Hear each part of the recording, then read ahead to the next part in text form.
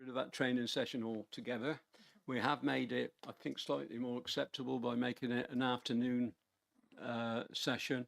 And I think that's about minimum. I was amused by the fact one of the two people who's going to be training us has have all the 14 years experience as a councillor on planning committees. I think there are several people here who could almost double that. But never mind, it is what it is. Yeah. Two of you. Oh, well done, both of you. Yeah. So it will be interesting, no doubt. Yes, it's the 13th of November. Right. Yeah, and it'll be, it says from 12 till 12 o'clock for a lunch, so we'll meet to go and get then. And then 1 o'clock ending at 6. For members of the public, we rarely have lunch. I think it's because it's a long session. And so bring your own murder. Right. Yeah. Not even for training sessions, Douglas. Right. Update report. We have none. So we're then on to the first item, which is one for 36 Suckley Road, Lye, Worcester, WR6 5LE. And Jack, you're leading on this, I believe. Yes, thank you, Chair. Yes, so this is an application for permission in principle for the construction of up to 3 dwellings and associated works with the retention of the existing dwelling at 36 Suckley Road. As you can see from the location plan on this shown on the screen now, the site is located on the southern side of Suckley Road. The red line indicates the application site, and the blue line indicates other land, which is within the applicant's ownership. Yeah, so as you can see on screen now, there is just a satellite image showing the site in relation to its surrounding landscape context. Next one, please, Sarah. So the image shown on screen just sets out the constraints in relation to this site. I think firstly, as you can see, part of the site forms what appears to be a historic orchard, and that extends out further to the south of the site. Public right of way 512C is also located to the west of the application site. Next slide, please. So this is just a site photograph. So this is from the highway on Suckley Road looking westwards at the application site. This is the existing dwelling, which is currently on site, and as mentioned earlier, is proposed to be retained. Next one, please. Yeah, and finally, this is a photo of the rear of the site taken from the public footpath on Suckley Road. Just have one correction to make in terms of the committee report. Earlier this week, I received comments from the archaeology advisor. They have, based on their comments, it's no longer considered that the existing dwelling represents a non-designated heritage asset from a archaeological point of view. The archaeology advisor outlined that they'd require a condition for trench evaluation, a technical details consent stage application. So thank you, Chair. We've no parish council representative registered and no objectors registered, but we do have the applicant's agent, Adam Jones, here, I believe. If you'd like to go to the thing, and your mic is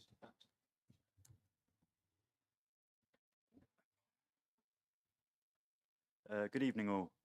I'm Adam Jones. I'm a Chartered Town Planner and the agent for this planning application.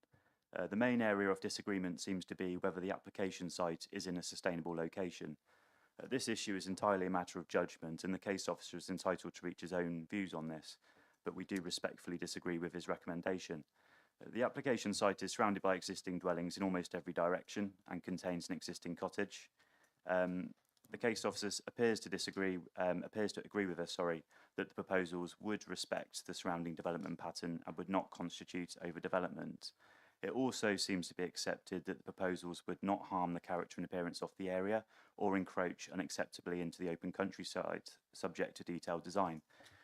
County Council and Independent Highways guidance indicates acceptable walking distances of between 400 and 800 metres to bus stops, depending on the directness and accessibility of the walking route.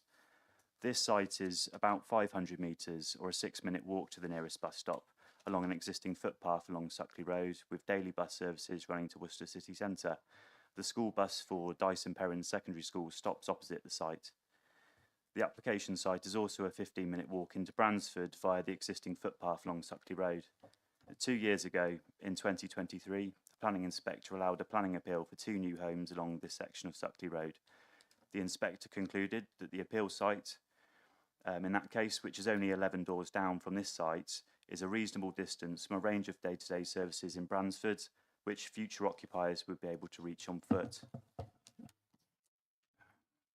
We fully endorse the planning inspector's comments, which were made in a comparable planning context and took account of exactly the same planning policy documents and planning policies referred to by the case officer in relation to this application in the committee report. These proposals would deliver up to 3 new homes in an established built-up area with genuine public transport options on the doorstep and a number of local facilities just 15 minutes walk away in Bransford. In addition, should permission in principle be granted, it is my client's intention to enter the orchard behind the site into a 30-year management plan. This would restore the orchard to its former glory and deliver significant biodiversity enhancements as part of BNG requirements. In the context of a severe housing shortfall in Malvern Hills District, with no apparent quick fix in sight, even when the new local plan is adopted next year as expected, the need for common sense decision making is as vital now as it has ever been. We hope that committee members can lend their support and allow for permission in principle to be granted for the proposals, which would bring about substantial social, economic and environmental benefits. Thank you. Thank you for that. I should have said you had 3 minutes, but you'd obviously timed it before on that proposition, I think. Councillor Peter Watley, the local member. Chairman, can I just I wonder if Peter might just give me a moment. Chairman, not everybody reads their agendas. Not every member of the public has the full agenda before them. For the purpose of transparency, would it be useful to say that the reason this has come to committee is because the local member, who is a councillor, Councillor Beverly Nielsen, has some association with the land, although strangely in the report it says she's the husband of the applicant. Maybe that should be wife, just technicalities, I suppose. But Chairman, I for one would want to make sure, for the purpose of transparency, that anyone watching on live or here tonight understands that the reason this is going to committee this evening is because it's our practice to do so when a planning application relates to a particular councillor. Tom, with your 31 years of experience, I'm willing to take that advice on board. Yes, and it is always a case of if the applicant is related or materially associated with an application of this name and they're an officer or a councillor, then it has to come to committee. Thank you. Peter. Thank you, Chair, and thank you, Councillor Wells, for taking the first paragraph of my statement. No, it's fine. Someone had to say it, and it is quite correct. And as the local councillor, as in the ward representative rather than someone who lives there, I have to think how I would have treated this were it not one of our colleagues. And frankly, I would not have brought this particular application to committee. The officer's report is very clear, it's detailed, and I see no reason, frankly, to challenge any of the conclusions. And therefore, subject obviously to any other statements, I would be minded to recommend and propose that we support the officers on this one. Thank you, Peter.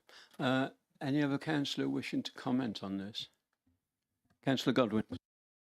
Thank you, Chairman. I'd ask the officer, the red line, apart from the curtilage of the existing house, is this a green field? Thank you. It's, I think, as I mentioned previously, it's the part of the site to the south of the black curtilage line is forms part of an historic orchard. Yeah, an undeveloped historic orchard. Looks like a green field. Yeah. Okay. If I may follow up. You may. Thank you. So this is not a development in a garden curtilage.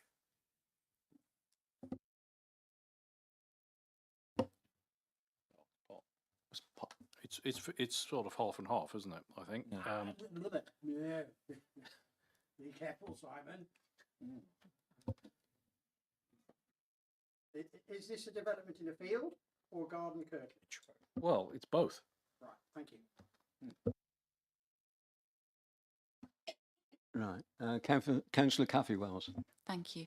There was mention earlier by the agent that there would be certain work done in the orchard behind if this application were granted. I'm assuming that that's irrelevant and not connected to whether or not it's granted. That work could be done anyway, couldn't it? To restore the orchard. Can I take your advice on that, Simon? Sorry, can you repeat? I thought I heard, and I might have been mistaken, but that the orchard behind this section would be restored to its former glory, and I may have heard if this planning permission were granted. I'm assuming that that orchard could be restored either way, and therefore it's not relevant to what we're deciding tonight. But as I say, it was my hearing of that statement, so we might need to check. Shouldn't have any bearing, I would have thought. No, it's not. It would be a matter for the technical detail stage. So it's not something that could be secured through a permission at this stage. Okay, thank you. Right. Councillor David Harrison. Thank you, Mr. Chairman. This, I think, is very difficult, not because of the applicant being a councillor, but because of the decision that we had issued today to do with another development in another part of our district, which we were adamant shouldn't be built on. And that was a PIP as well. And it was built on a raised piece of land further out than this is from the buildings. This at least has got a footpath in places. So I don't know, because I'm just so worried that this could go to appeal. If it does go to appeal, it could be approved. Because, well, I think we and other councils have certainly lost control with planning inspectors. Thank you, David. I am worried. Any other comments from any other councillors? No. I tend to agree with David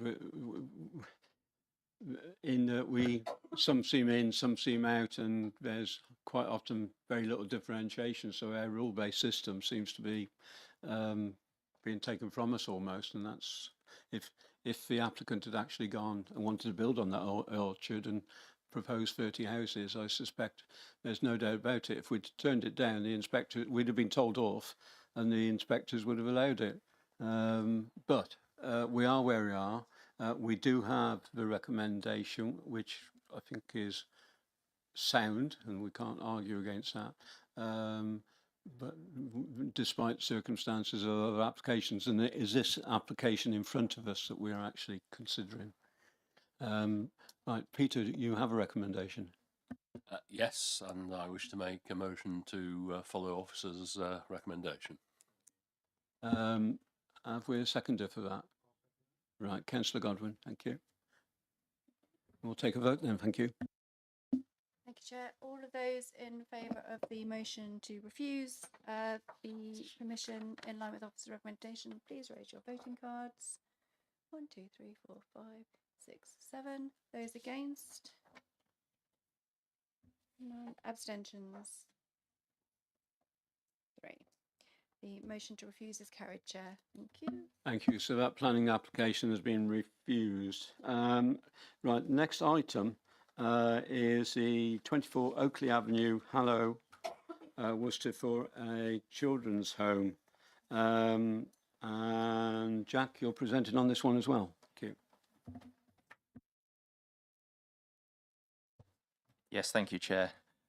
So this is an application for proposed change of use from a dwelling house to a C2 use for a children's home.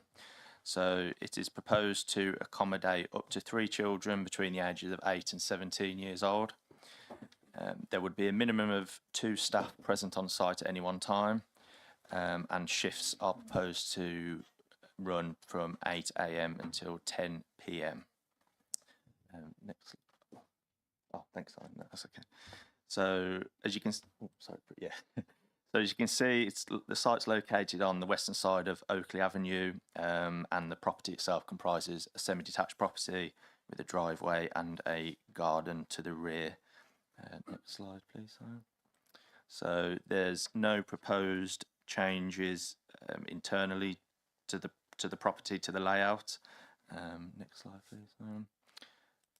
And similarly, there are no extensions or alterations proposed to the property. As you can see from the image on screen, it's an aerial photograph just showing the application site within its wider built environment context. Next slide, please.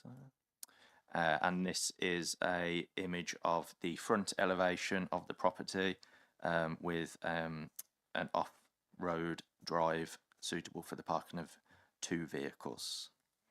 Thank you, sir. Thank you, Chair. Thank you. Brief and concise. We have Councillor Hazel Kemshaw, Chair of Hallow Parish Council, who's going to speak on this from the Parish Council. You've got 3 minutes, Hazel. Thank you very much. Thank you very much. I'd like to add, as well as being chair of the parish council, I'm also a qualified social worker. I've worked with children and young people, including in custody, care settings and the community. I'll be drawing on some of that experience in some of the things I want to say to you. Firstly, just to say that the parish council does think that there is public concern, as evidenced by the 26 objections from residents living in the vicinity. We think, having looked at them with care, this is more than NIMBYism, as the objections raise valid concerns over noise, car parking and the suitability of the property itself for use as a children's home. There does not appear to be sufficient off-road parking, and we cannot see as yet that the concerns of Worcestershire County Council on off-road spaces has been addressed, or that creating additional spaces on the driveway is viable. We're also aware, given the date of the build of these semi-detached homes, that party walls in these semi-detached homes are of low quality with minimum noise reduction.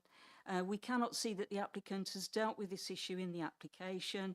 And we know that the District Council has stipulated that residential units should achieve certain degrees of noise abatement and arguably requirements about noise mitigation in residential conversion to a children's home should apply here. Also, we're aware that SWDP policies adopted in 2016 and those under the revised document require that care homes meet the needs of the community without adversely affecting existing residents. The SWDP also emphasises that housing for vulnerable groups needs to be considered within the context of the character of the area as a whole. We respectfully disagree with the case officer's balance here.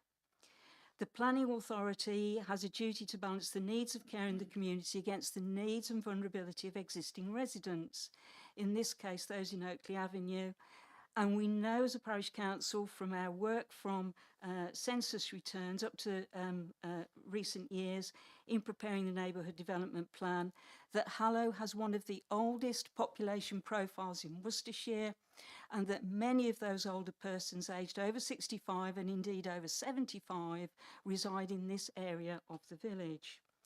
Therefore, we have a higher number of elderly residents potentially exposed to potential social nuisance and noise nuisance, and this should be considered. The parish council requested and has considered very carefully the management plan supplied by the applicant in the hope that this would fully address the concerns of residents. Yep, and in looking at this and the shift patterns in particular and those of the management requirements, we see that overnight, weekends and bank holidays do not look as though they are adequately covered. Therefore, we think the concerns of residents about potential harm should be weighted more significantly than they currently are. Thank you, Chair. We have a neighbour and objector, Jeanette Rowe. And again, the mic's already on for you. So it's 3 minutes when you're ready to start. Right. As the residents of Oakley Avenue and Oakley Heath, we recognise the need to expand the support for vulnerable individuals within the community, but object to this specific proposal on the following grounds. 1. Sound. Number 24 was built in the 1950s and as such allows significant sound transmission through the party wall. By definition, a care home housing children with emotional and possibly behavioural problems would generate more noise and disruption than a three-child family. Both the NPPF Chapter 15, paragraph 198A and BS 8288, 2014, state that noise levels must be mitigated, but no sound mitigation plan has been provided by KAE Care Homes Limited. Number 2, parking and traffic. For 52 weeks of the year, there could be up to 4 car movements at 10 p.m, which will cause noise and disturbance at a level that is atypical of a normal three-child household. The extra traffic movements, when combined with the new development in Oakley Heath, would increase the already strained access within Oakley Avenue and the main road. This in turn would cause additional issues with emergency services to the elderly and vulnerable residents within the cul-de-sac, including those in this care home. The amenity and character of the very quiet cul-de-sac in one of the quietest areas of this rural village would be compromised. This contravenes SWP 2016. Due to the wide age range of children allowable in the home, it is highly likely their needs in terms of professional support will differ. Therefore, up to 3 additional cars could be present as well as the 3 permanent staff members' vehicles at any one time. 3.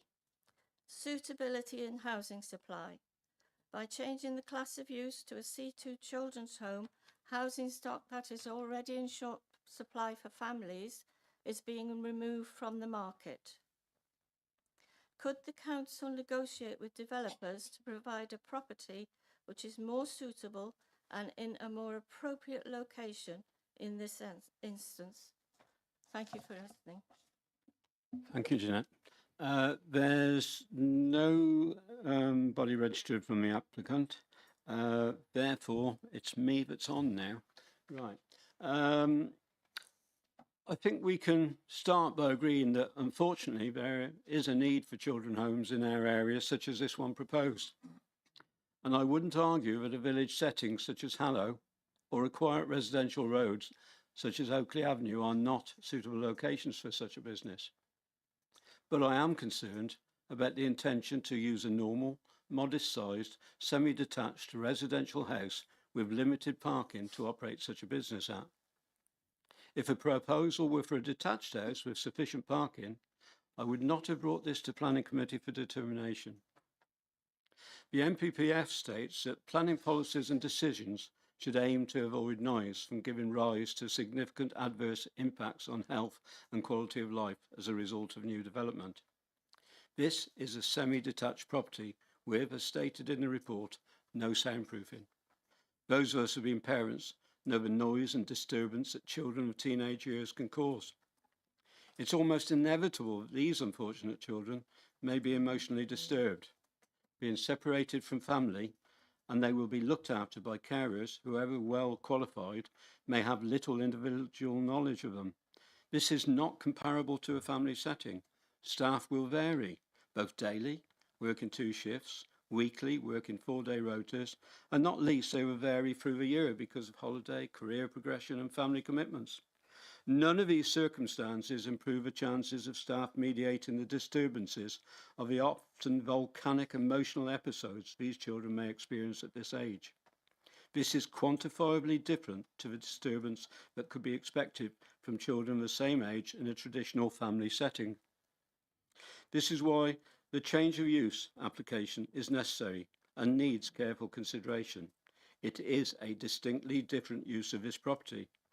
I would question if it's fair to impose this possible continual disturbance on the retired widow who lives in the adjoining semi-detached property.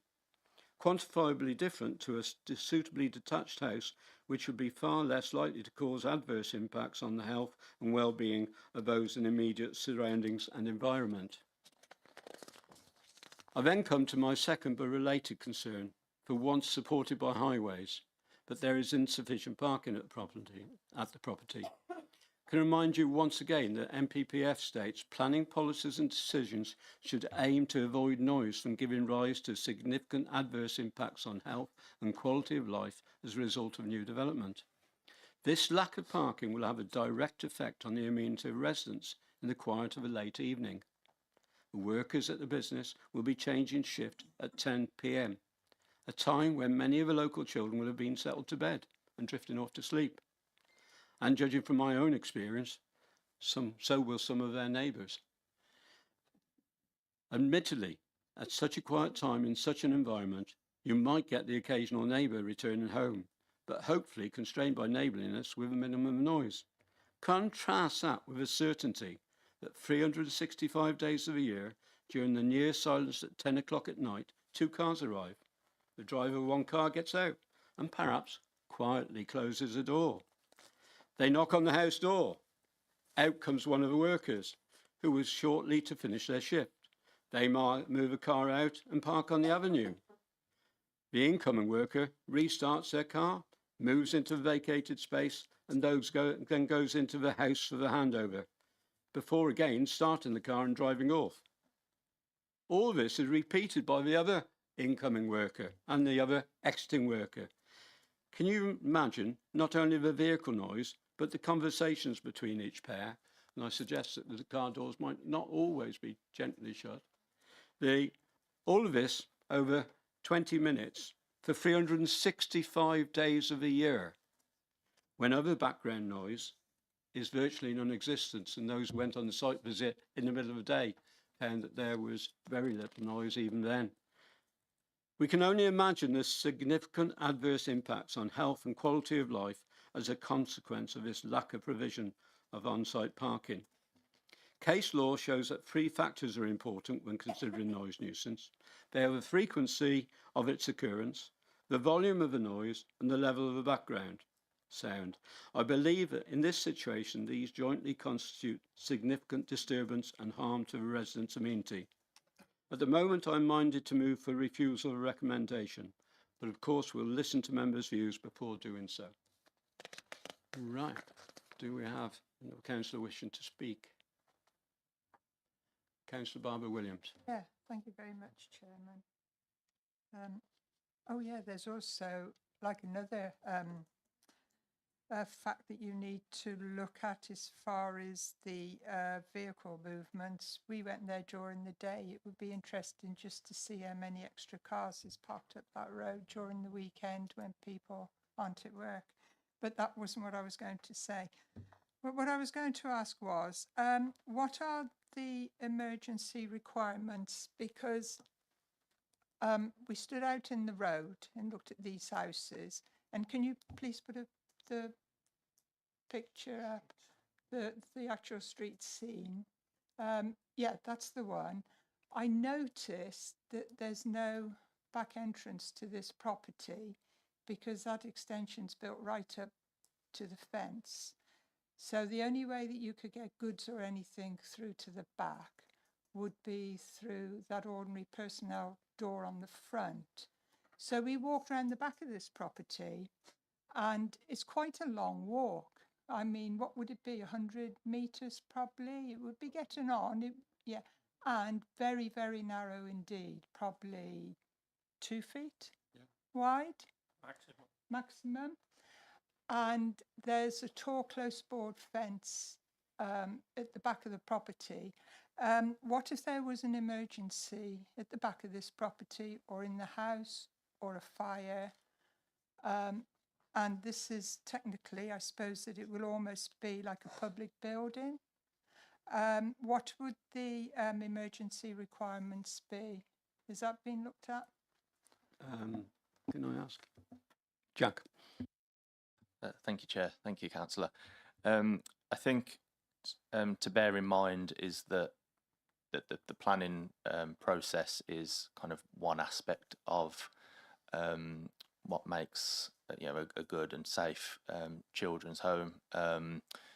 Homes such as this would be regulated by Ofsted due to the age of the proposed residents, and it would matters relating to the quality of the environment in terms of the access and the internal layout of the property would be something for consideration by Ofsted. There is also, forgive me, I can't remember the exact wording of the legislation, but the legislation governing children's homes outlines the need to ensure safe fire exit, and I think again, like I say, that is something that would also be covered by Ofsted in their assessment of the suitability of the property. And I think also just to note, it's obviously currently a semi-detached dwelling house, and it's occupied, I believe. So there is that to consider as well in terms of kind of the existing situation.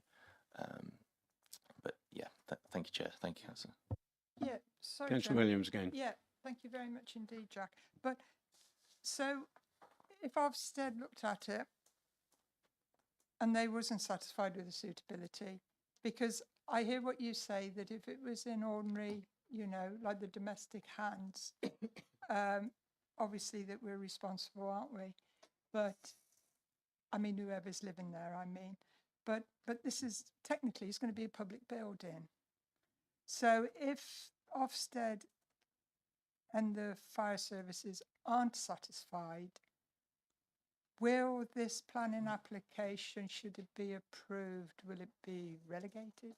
Will it be no longer for use, or what would the situation be? It wouldn't be relevant consideration for you, because the planning permission is just one part of the jigsaw, and if somebody can't make use of that planning permission because there's some other legal or technical obstacle, then so be it. That's not within our gift, and that may well happen, and it's probably happened many times in the past where there are other regulatory controls and hurdles that people have to jump over. Thank you both for that. Councillor David Harrison. Thank you very much, and thank you, Jack. And thank you also for the email that you sent at just after 9 o'clock on Monday morning to tell us we could go in the house. But we'd already left. I must correct that. I did see the email, but I didn't actually think it was over relevant to go inside the house to see it. I have serious concerns with this, and I have serious concerns with what they want to do. I have 2 of these properties within my village, and they are both eventually i.e. now, run very well. I have no complaints from any residents or anything about them. But there were problems, there have been problems, some of which have been addressed and others the County Council are addressing, which is what I'll come to in a moment, which is to do with parking. I'm going to start off with parking. The Worcester County Council Children's document says these are at-risk children. Now, it also mentions that they will get visits from other people, doctors, dentists, and lots of others. So we are talking not only of a minimum of 3 cars, but probably a lot more. And in my expert, I'll even put that word in, because of having them in my area, we have 3 children in one and what have you. They have 5 parking spaces, and I usually got 8 cars there. But anyway, that's immaterial as we go at present. The Worcester County Council document states that they should have a minimum of 3 parking spaces, and this application should be deferred until this is sorted. I haven't been able to find out any documents that say that the parking is being increased. I think it could be increased slightly, maybe to 3 by taking the wooden fence down at the front and what have you, but you know, we have no plans for that in front of us, or to drop the curb to make it accessible. I'm sorry I'm jumping about a bit. There's also mention of bats, but I don't see any survey of that in this particular application, what have you. The age of the children is going to be from 8 to 17. A big age group, really. Up to 3 children, and then the various staff. Does worry me. We have a lot more, although we have 3 children, in one of our care homes, and what have you. I call them care homes, sorry, I probably shouldn't, but I'll call it a care home because they are looking after the care of the children. You know, there's easily 5, 6, 7 or 8 members of staff there quite often. So that worries me. Local play facilities. Now, I can only ask our officers or our local ward member, where are the play facilities for this area? Nearest play park? Nearest one would be by the Crown, so you're talking a quarter mile after. It's walkable by children of that age, to be honest. Fine, okay. It has been mentioned, obviously, about the emergency access. There's no, obviously, emergency access down the side. There's no emergency access at the rear. The fence at the rear is suitable, I believe, for this facility. I don't know what it's like at the side between the properties because I couldn't see it. And the property obviously is adjacent, as you could see from the either the overhead that you've got there. So I can't say what the facilities are like there. As far as noise is concerned, there is a lot of noise from these. We had a lot of noise. As both of our 2 in our village are detached properties, in this particular instance, if this was to be approved, one of the conditions must be that insulation is carried out to the party wall between the 2 properties. That's an absolute must. I think I'll leave it there. I think I've mentioned enough. Thank you, Chair. I think with this application, funnily enough, when I first looked at it, and obviously I know Oakley Avenue really well, I don't think I had much of an issue with it. to be honest, and then listening. This is the beauty of committees, isn't it? And then listening to people talk about the potential adaptations that could be made to actually make this a viable proposition, particularly in an area where there is issues with parking already, and as we can see, there's quite closeness between buildings. So all I wanted to say really was that I think my view is potentially changing in regards to this, because I think that the applicant could have looked at this in terms of potential changes being made to the property and things like the drop curb, creating more parking off road, giving better access to maybe the rear of the building, and also looking at things like soundproofing as well. So I think there's sort of genuine things that could be done that I'd maybe not considered prior. That's all I wanted to add. Councillor Tom Wells. Chairman, first of all, I have a question to the officers. Reference has been made to noise nuisance. I don't see any response from Worcester Reg Services in my agenda. Maybe I've missed it. Have they responded at all? Were they asked to respond? I may have missed it. If I have, I apologise. Report. Chairman, that's the answer I was expecting. So it would be very difficult, wouldn't it, to justify a refusal reason without the support of Worcester Reg Services, who are the professional consultee in these circumstances. Chairman, we have a response from the highways to defer the matter this evening, and I'm minded to support that. We could refuse it, and then the applicant could come back with an amended plan, perhaps with clearer explanation about how they're going to accommodate the potential visitor parking. I'm a little bit concerned, I'm going to be honest with you, about some of the comments I've been hearing. We're talking about 3 young people here. The idea that there has to be a playground near for them to play, would we restrict any other family from living in Harlow unless there was a local play area? Of course we wouldn't. We may have, all of us, had some positive or negative experience of such dwellings. My experience tells me that more often than not, such places are quickly and easily absorbed within that community, and the fears that were expressed at planning stage very rarely actually come to fruition. That's the reality of the world. So I'm a little bit concerned about trying to put forward a reason for noise nuisance or some form of amenity, loss of amenity, when I can't see any professional response supporting that. But what I can see very clearly, and I think it's thoroughly justified, is the highway department wishing to persuade us to defer the item to see what can be done to incorporate further cars within the curtilage of the site by removing the fence.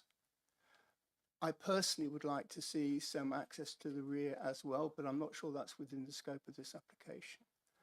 And in terms of the ongoing licensing of the site and the regulations surrounding it, those are a matter for Ofsted, who will have their quite high benchmark in terms of what can be delivered on site.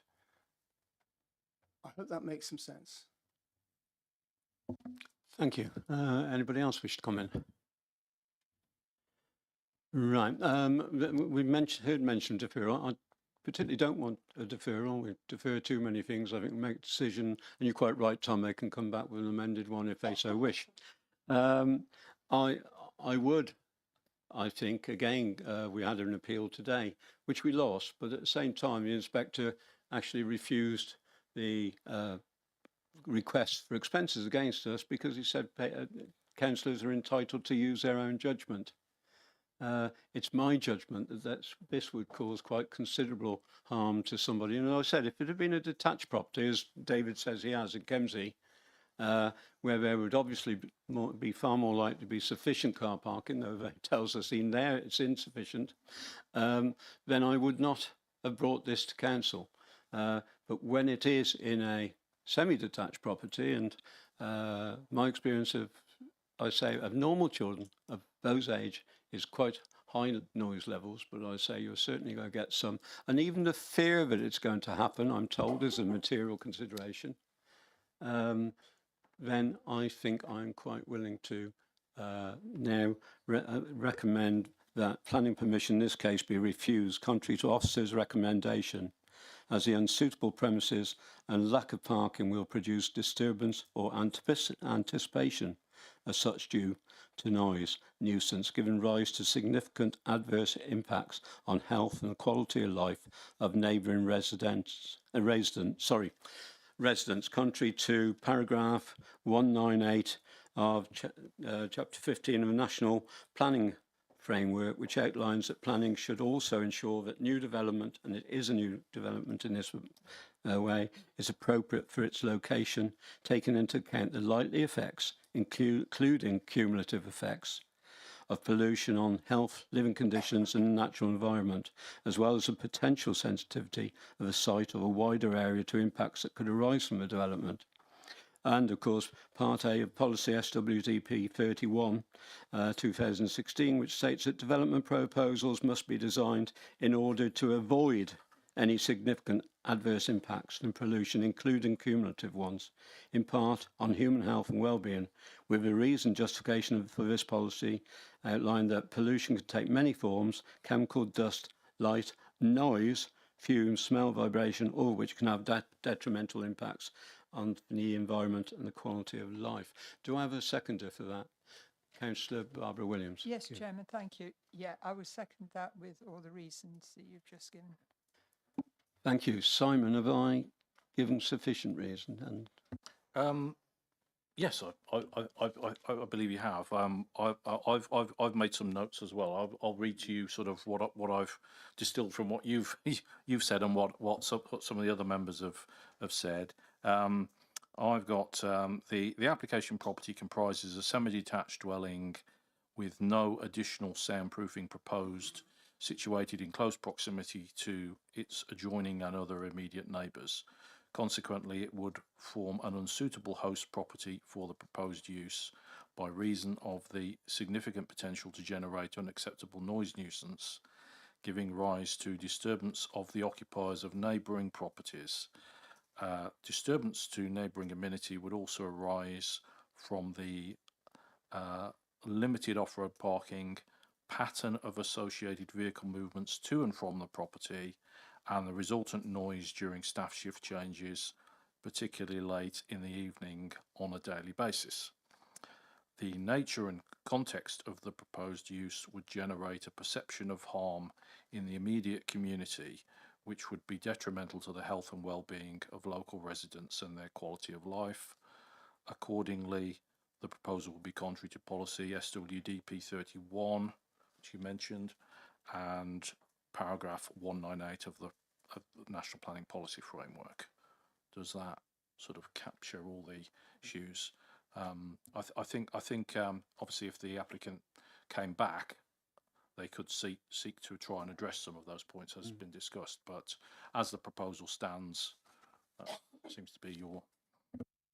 Thank you. And I must say I identified those points from Jack's report. So it does come back to amount to a matter of balance of opinion quite often of a level of noise, because I thought it was an excellent report. Right, you've heard the proposal, and I'm quite willing to accept that modification of my reasons. I think it's more cogent. Can we go to the vote, please? Oh, yeah.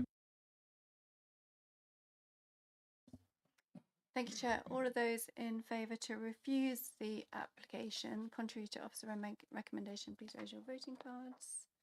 1, 2, 3, 4, 5, 6, 7, 8.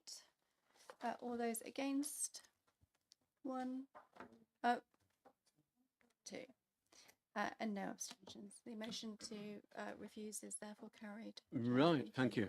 Those who've been in here for just this application, if you'd like to leave now, because we're going to change officers over, so it'll give us some time. Thank you. Thank you for your attendance.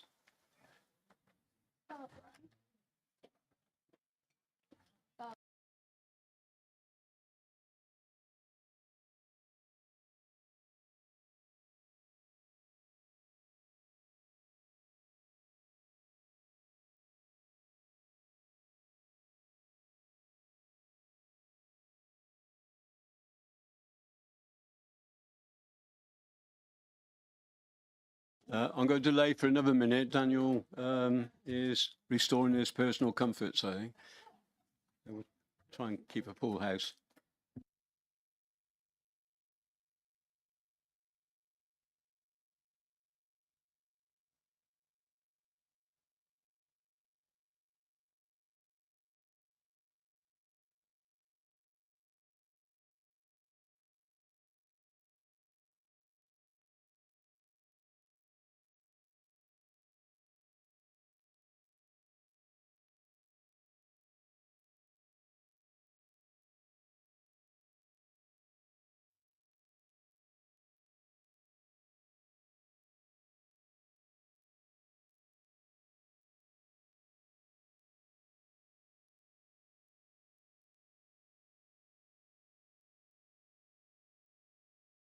Right. The next item is the one for Station House, Newnham Bridge, Tenbury Wells, of which we had a site visit. My thanks to those councillors who managed to attend that.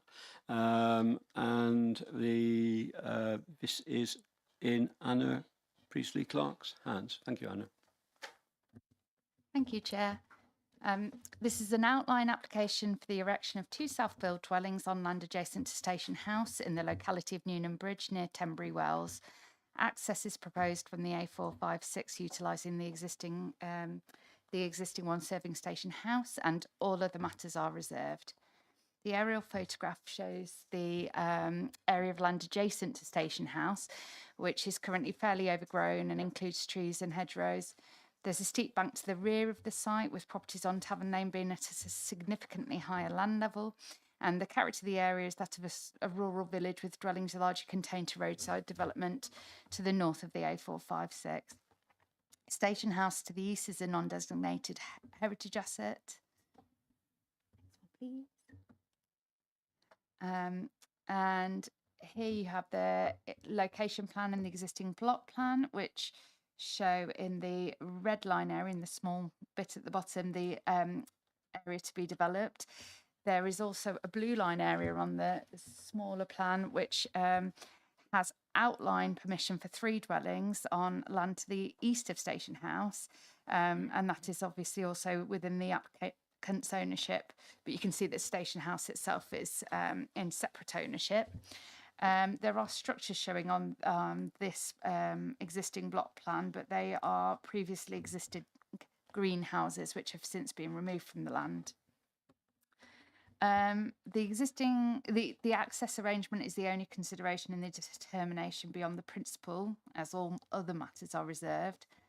The proposed access arrangement is to utilise the existing one serving the site and Station House, and to widen it slightly to the west to allow the width for 2 vehicles to pass side by side in accordance with the relevant highway standards. The plans were amended during the course of the application to provide the relevant access width and to demonstrate the visibility displays, which you can also see on this plan, and the Highways Authority has confirmed that it now has no objections to the proposals. This is a view of the whole site plan, which, whilst only indicative, shows how 2 dwellings might be accommodated on the site and how this would appear in the street scene. And illustrative elevational drawings have also been provided to show the type of development that might come forward at reserve matters. However, as layout, appearance, scale and landscaping are all reserve matters, very little consideration can really be given to these drawings, as they do not they wouldn't form part of the planning permission if it was to be granted. Turning to the photographs, this is the shared access and site entrance, which you can see is currently gated.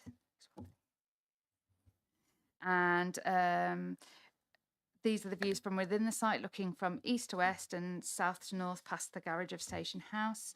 You can see the trees and hedgerows are predominantly along the site boundaries and within the banked area. So the area of land itself that is proposed for development is relatively open. These are the photographs of the existing dwelling, Station House, and you will also note the neighbouring properties to the rear on Tavern Lane, and I think this photograph gives a good perspective of the differing land levels. Just some views looking up and down the road. The bottom photograph includes the site frontage, which has a mature hedgerow growing along it. It's anticipated that this could be retained and enhanced as part of the proposals. And lastly, the left photograph is of the site of the outline approval for 3 dwellings on the other side of Station House. And the right-hand photograph is looking from Station Close along the A456 towards the site, with Station House on the right. And you can just see the sort of verdant nature of the road frontages in this location.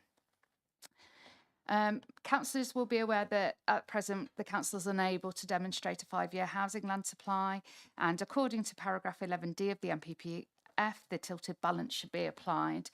The identified benefits of the scheme are the contribution to the housing supply, the contribution to self-built housing, and the affordable housing contribution, and these could be afforded only limited way given the small scale nature of the scheme. As per your officer's report, the proposal would conflict with policies SWDP1 and SWDP2 in terms of the location outside of any settlement boundary, but due to the site context, the resulting harm would be minimal, so the adverse impact has been attributed limited weight by your officers in the planning balance. No other adverse impacts have been identified at this stage, and as such, taking all the material considerations into account, your officers consider that the adverse impacts of the proposal would not significantly and demonstrably outweigh the benefits, and consequently would suggest that paragraph 11D of the framework for the presumption in favour of sustainable development applies, and planning permission should be granted. Your officer recommendation is therefore for approval subject to conditions and the completion of a Section 106 agreement. Just briefly, whilst there's no update sheet on this particular application, there were a couple of queries on the site visit regarding potential conditions. In particular, these were related to contracted hours of work and tree retention on site. Your officers recommend that both a condition restricting hours of construction and including a construction environmental management plan if it's considered necessary by councillors, and a condition requiring the retention of trees on the site from the date of outline permission being granted unless otherwise agreed to be removed as part of the landscaping proposals in the subsequent reserve matters application, could be included on any decision to grant planning permission. Thank you, Chair. Thank you, Anna. I might have missed it, but there was a query yesterday about on Monday rather, about the neighbouring Soakaway, and I think you had an answer to that. If you could, please. Yeah, so I got in touch with our land drainage engineers. Obviously, this application is in outline, so drainage would be part of the reserve matters anyway, which we sort of briefly discussed on site. The issue that was raised is that there may be a soakaway on the site under the position where the proposed driveway access would go on the indicative plans. There's 2 points really. The plans are indicative only, so it's only the point of access and its widening that's for consideration at this stage. So where the access itself goes in terms of the driveway part, that could change at the reserve matters anyway, and may well do because it depends on what comes forward. But what the drainage engineers also said is that he wouldn't expect to have the access redesigned without any sort of evidence to show that the soakaway is there, and that the applicant could respond if it is found from investigation that there is a soakaway there, that they could respond either by putting in suitable access details for the reserve matters or moving the soakaway if that's not possible. So there are potential ways of overcoming any particular issue around that. Thank you for that clarification, Anna. Right, we've a parish council representative, Councillor Dwayne Hubbard.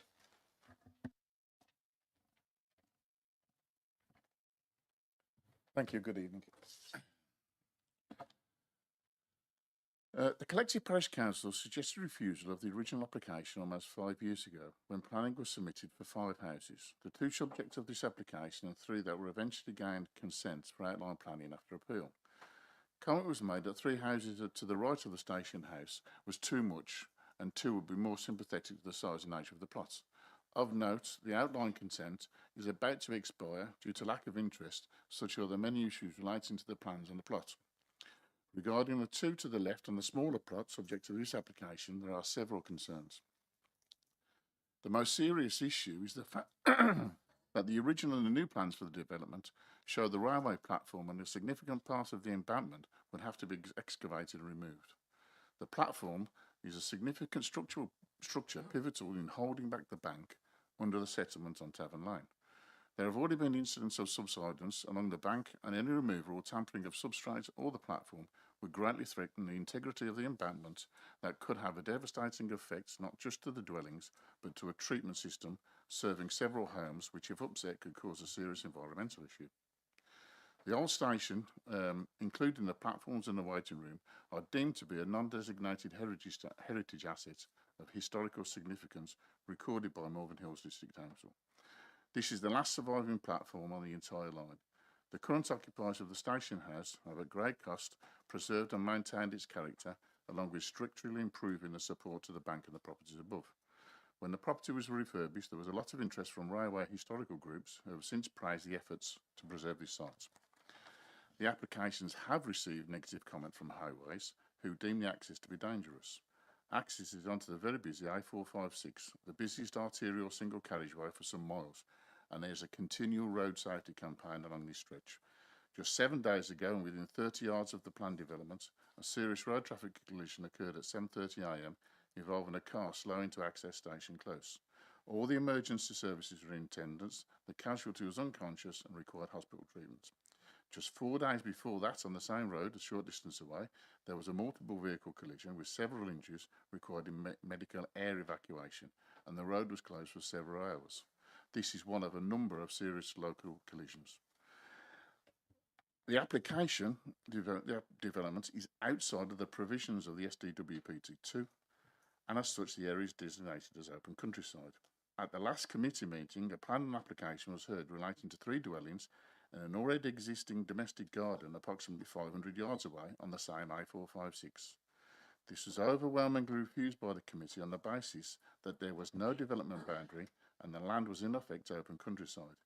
It was openly voiced that support could open the floodgates to similar developments across the wards of the councillors. The land in question has always been green, used for horticultural growing purposes, and has morphed into a haven for plants and wildlife with records and sightings of protected species making its habitat in the old railway embankments.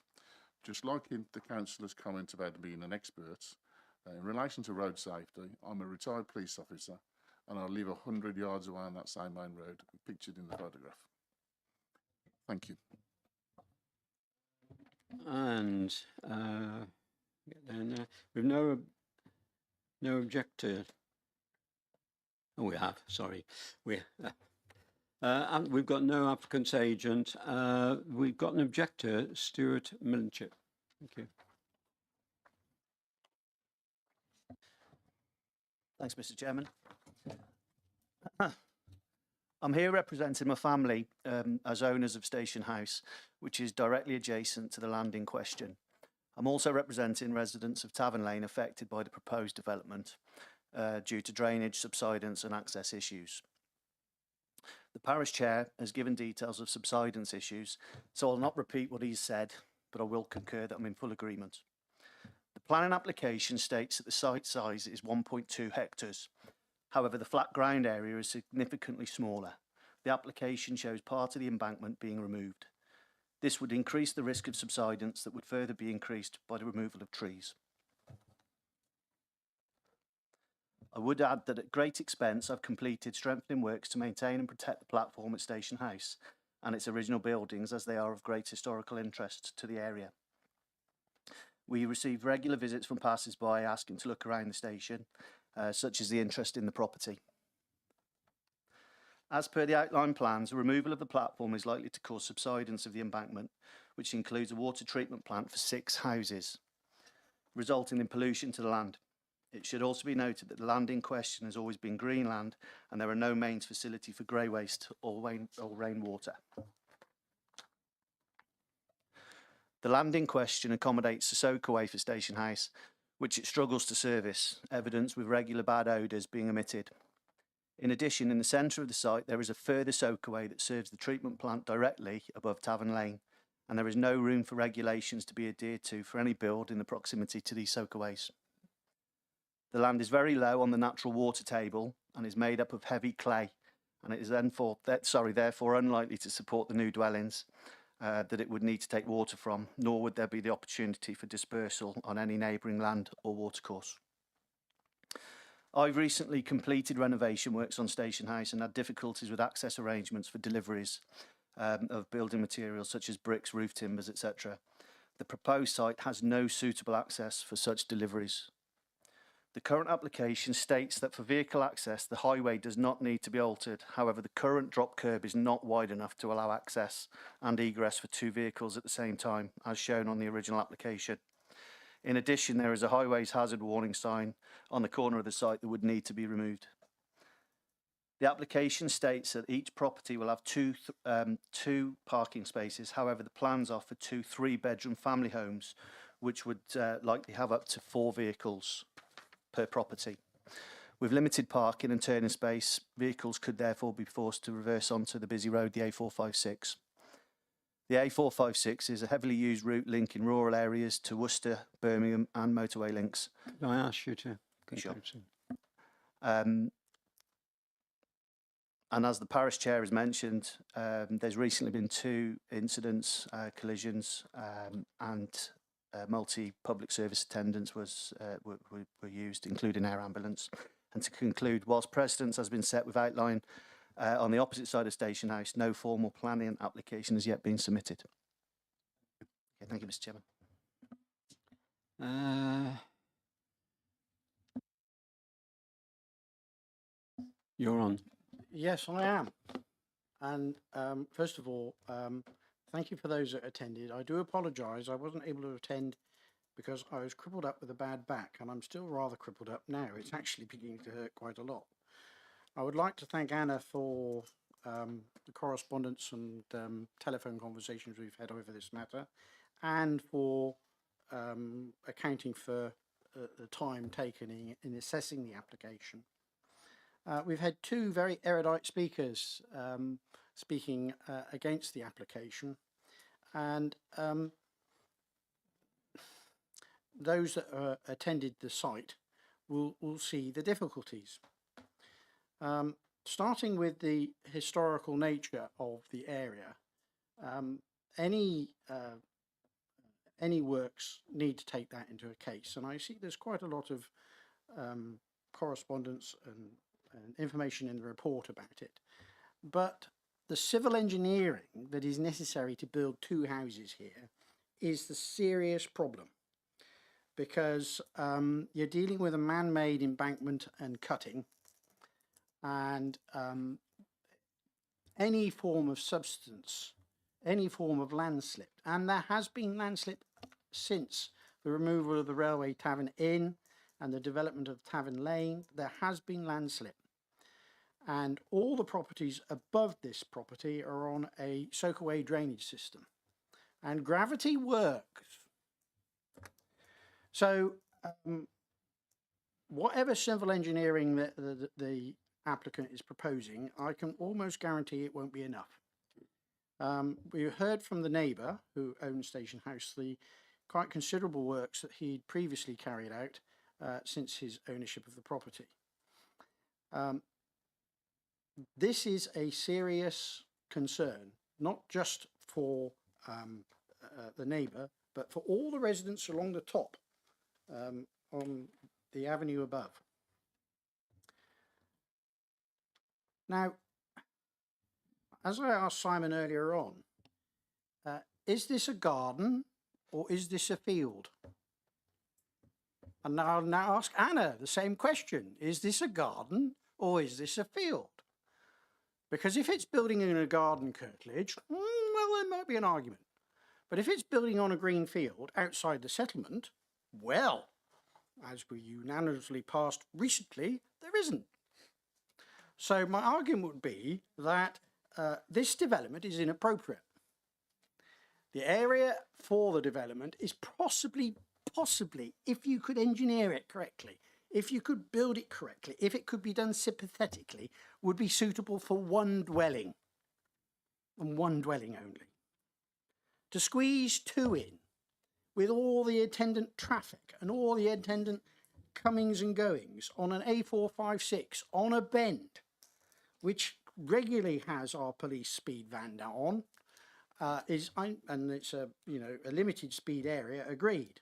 But as the chair of the parish council commented, there's recently been 2 serious accidents on the site.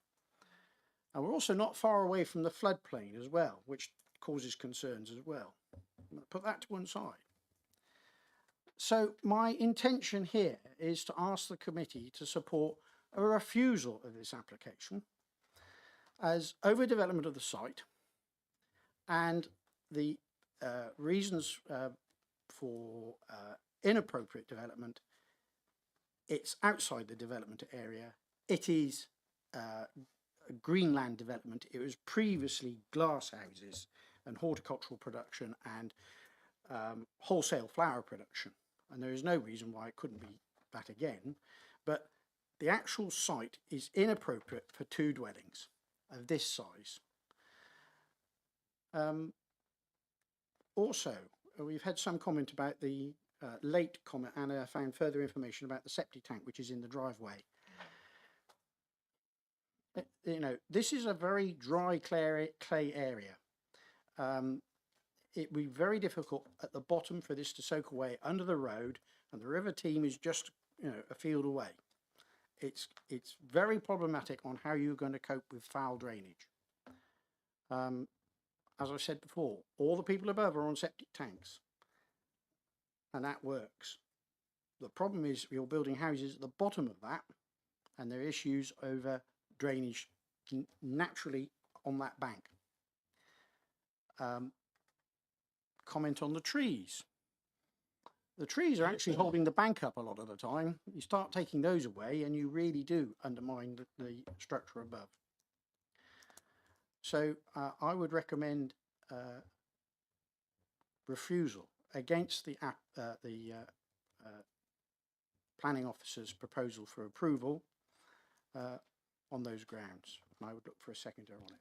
Thank you. Imagine you're saying that you are minded to go for refusal, I'm subject to listening to the comments of the other councillors present. I would be looking.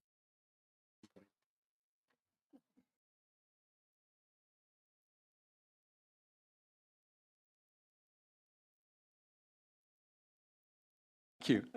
Comments from other councillors, please. Councillor Watley.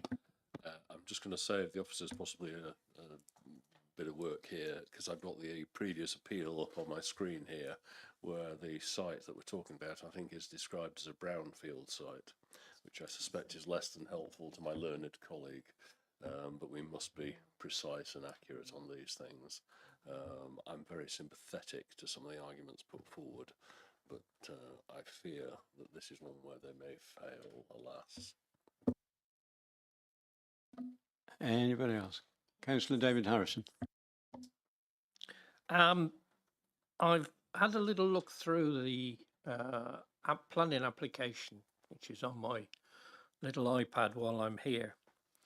And there's nothing in the report that I could see or mentioned at all by our tree officer, who happens to be here today, because I believe that part of the front hedge down on the left hand side in front of the house nearest the road that's proposed, and a tree have been removed already. That obviously worries me.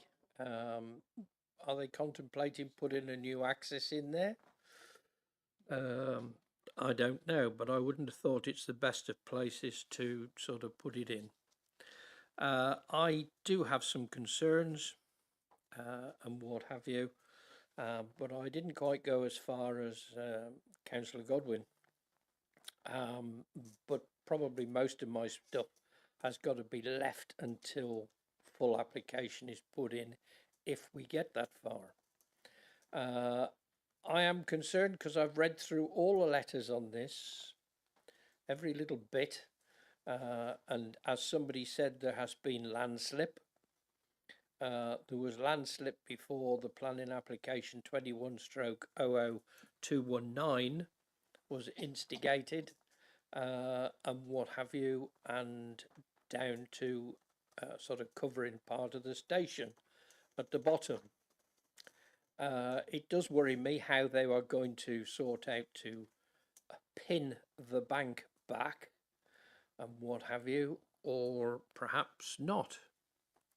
Perhaps leave the station there and do everything else, but then squeeze the 2 houses in, what have you.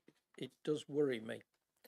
And I'm also very concerned because they've already started doing stuff here.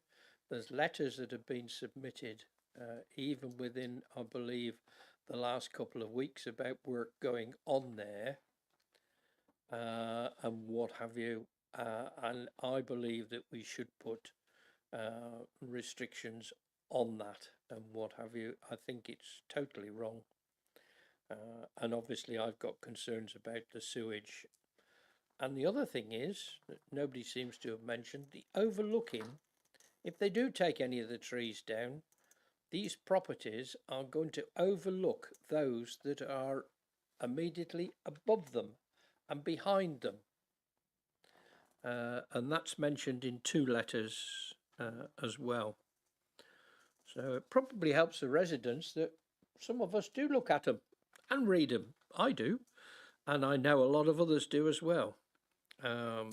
You know, overlooking of the brambles and obviously the landslip and what have you is absolutely imperative.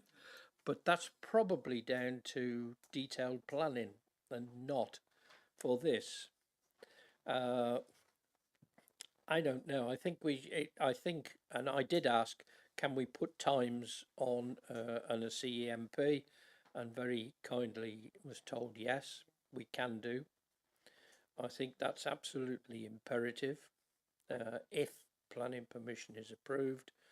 You know, there's lots of other things I'm worried about with the Soakaway sewage. Where's it going to go? Even surface water, where's it going to go?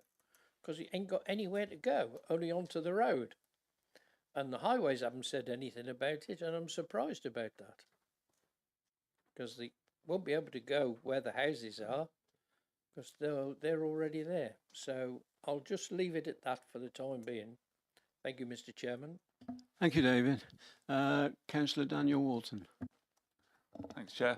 It's probably just a few questions for Douglas. I didn't get to the site visit, so it's just to be clear on a few bits. The approved scheme, when was that passed? Why is it not being built? And is access to that from Station close? The answer to that is I don't know. The approved scheme, I think they tried to market it for development and we found anybody to take it out because of the difficulties of the site. What was the second question? So when was it? Do you know when it was approved? Anna It's just about to Anna run out. knows. It's just about to run out, like in months, isn't it? It's sort of. Please, Anna. So that was approved in November 2022. So they've got until November 2025 to submit the reserve matters for that site. So it's only an outline permission at the moment. Due to run out fairly shortly. And sorry, access to that is just confirmed off Station close, isn't it, as opposed to off the main road? Yeah. It's on the corner. It's right on the corner. It's like a drift. You'd be taking if you were coming from the Talbot Inn, you'd be taking a right hand into Station Close and onto this existing planning, and it is. It is. It's like on the slide. yeah. Oh, there you are. You see, yeah, it literally is, but it's on the right hand if you're coming from the Talbot. Right, and it runs round into the houses that have been already built on the old railway. Being as you weren't at the site, it doesn't directly relate to this site because there's a house in between. Of course, yeah. I just want to make maybe the point then that access to that proposed one is better than coming off the main road, but obviously that's not been built as yet. We don't know the reasons why that's not being built, or why reserve matters have not been proposed. Quite a lot of the difficulties that we've been discussing, Daniel. But the actual proposal further on is the access is directly onto the main road. Right. Thank you. Thanks.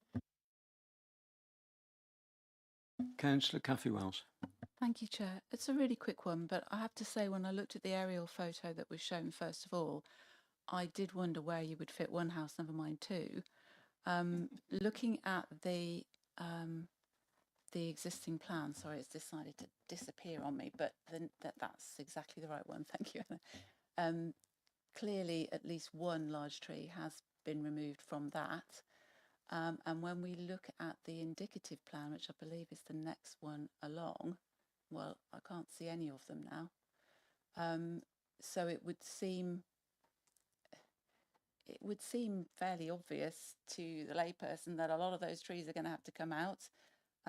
Also, and I don't profess any expertise in this, it seems fairly obvious that that's going to have an effect on the land around it, given the things which we've just been told about the soakaways, the reliance of the houses above on their septic tanks being able to drain this way.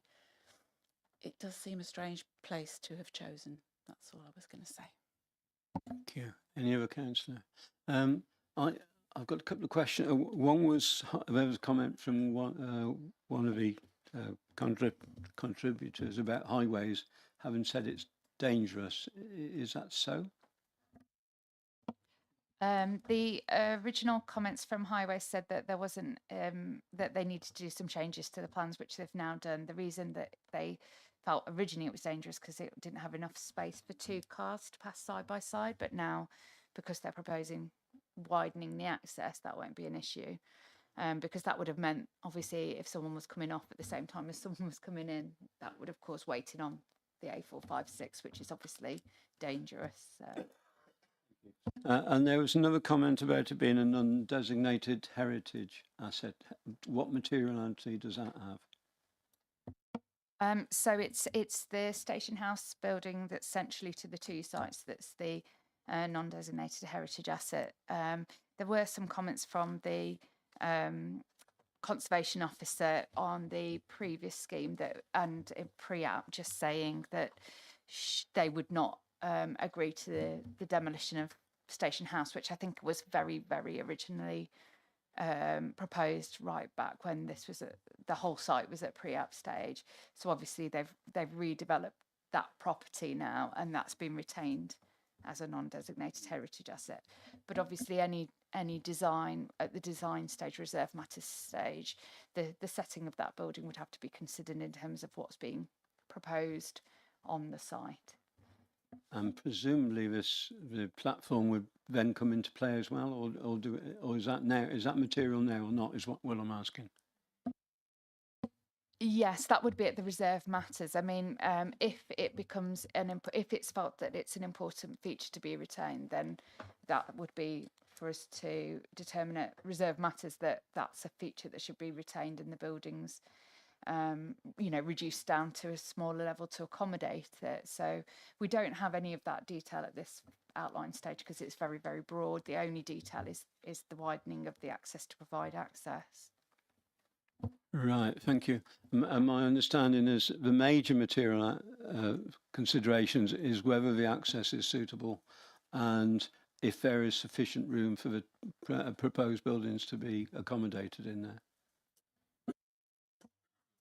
Correct, and also the principle of development being that it's located in the open countryside is the other relevant material consideration. Thank you, Douglas. You've heard everybody else's comments. Would you like to make your recommendation? Yes, thank you very much, Mr. Chairman. And we've just gone through outside the development site, possibly a brownfield site, but the civil engineering heritage assets. Despite what Highways have said about the access to the actual site, it's the concerns about the road which I wish to emphasise generally. The A456, it's the main drag into Tenbury. So my wish would be that despite the proposal that we have before us for approval, I would recommend for refusal on overdevelopment of the site. And the other items listed: settlement boundary, groundworks, highways. And thank you.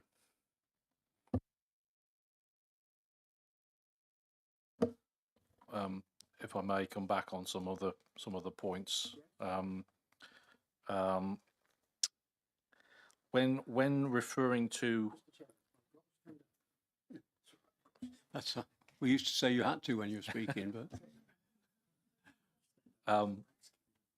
when referring to a proposal as overdevelopment, it's always prudent to qualify beyond that term what we mean by overdevelopment. So it should be, in a refusal reason, should be overdevelopment by reason of, and then there should be some quantification. Now, we've got an outline proposal before us for 2 dwellings.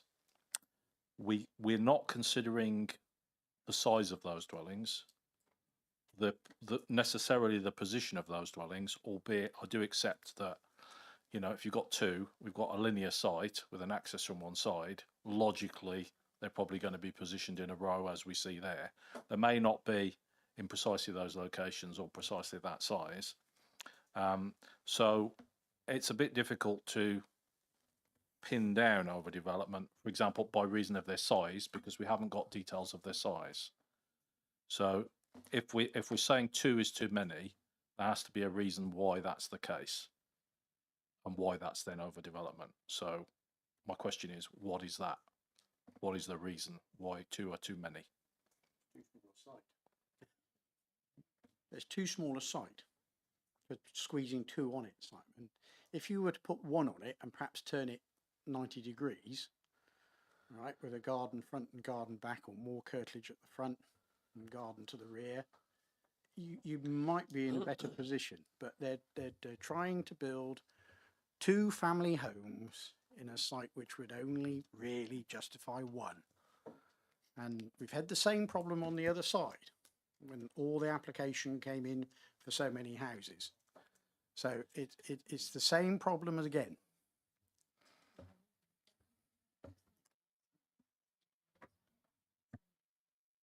I was just going to point out that the description of development is for 2 self-built dwellings. It doesn't quantify their size. It could be bungalows.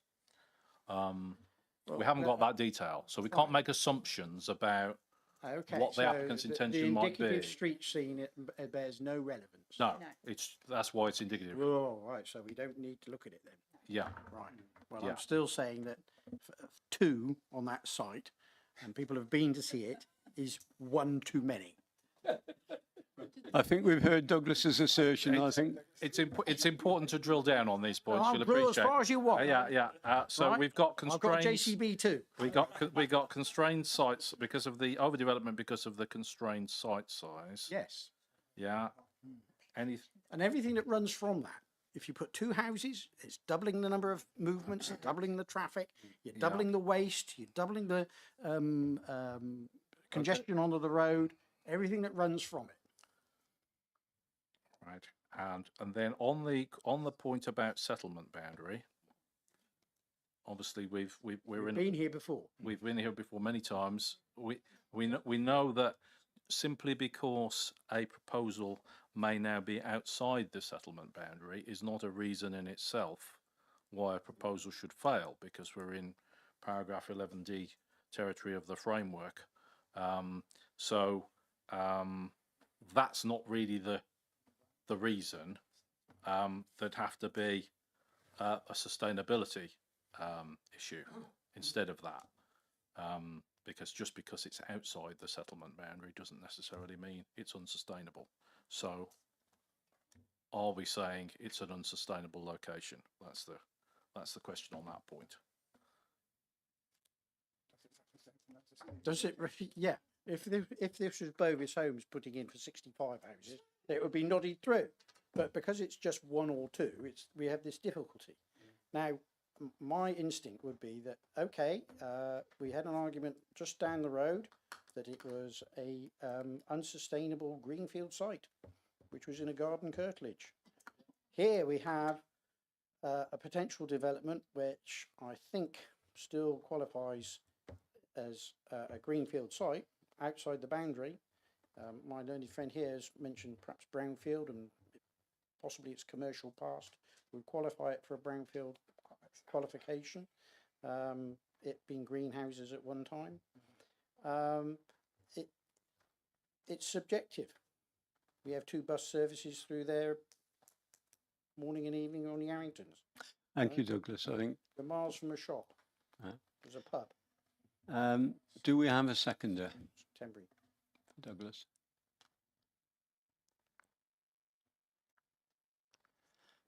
I On the burning deck. I think as I'm standing here waiting for my orders to the gun, but never mind. I think as sympathetic as many of us would be, actually, in the end, we'll have to wait for the final details and I imagine you'll bring it then anyway if it actually comes forward. We're on the phone already. I can hear the bells are ringing. And we'll see what it will sustain in that case, especially if that platform is because that would reduce the amount of developable land considerably. Right, so in that case, would you like to just withdraw that to save us time? No, I won't make you do that if you like. Oh, well, it falls anyway because you haven't got a seconder. Yeah, yeah. So in that case, I'll take the unpleasant duty of proposing acceptance of the officer's recommendation. Do I have a seconder? Thank you, Peter. Thank you, Chair. All of those in favour to approve the application in line with officers' recommendations, please raise your voting cards. 1, 2, 3, 4. All those against? 1. How many abstentions, please? 1, 2, 3. Oh, your abstention's almost one. Thank you. Right. So that concludes that item, and the officer's recommendation to approve the outline of this has been passed. It will, of course, I say, have to come back for further comment when the actual application for details come forward. Thank you.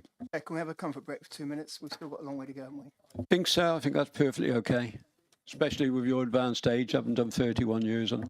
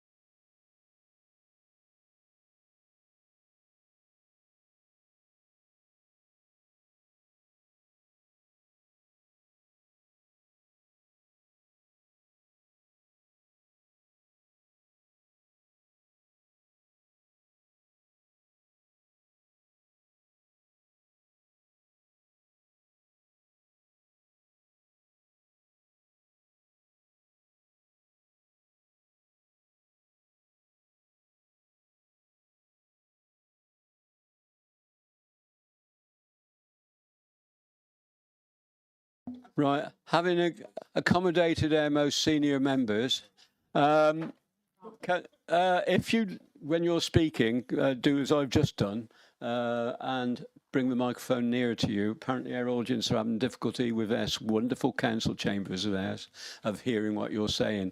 So can you bring the microphones a bit? Can you hear that now? That's good. So if you do as I'm doing now, but not what I did before, then you'll be fine. Right, the next application is for Red Lodge, Thrift Common, Erdiston, Tenbury Wells, and it's in the capable hands of Marcel, and it's the first time he's presented to us in this august chamber. So, thank you, Chair. So yes, this is the retrospective application for the erection of a building for holiday let use with the engineering operations to facilitate the erection of a raised platform and the creation of a hard-standing for parking. It's a 2-bed holiday let with gravel parking area situated off of a byway. The black box within the red line delineates the holiday let. The box above that is the neighbouring property with a tennis court immediately above, and the nearest neighbouring property would be approximately 101 metres away from the holiday let. Next slide, please. So this is the site within the spatial context. So you have agricultural fields to the west. To the east, you have the byway of which the holiday let would be accessed from, and then further forestry. To the south, you have some residential dwellings in, I believe, Lower Thrift, and the aforementioned tennis court to the north.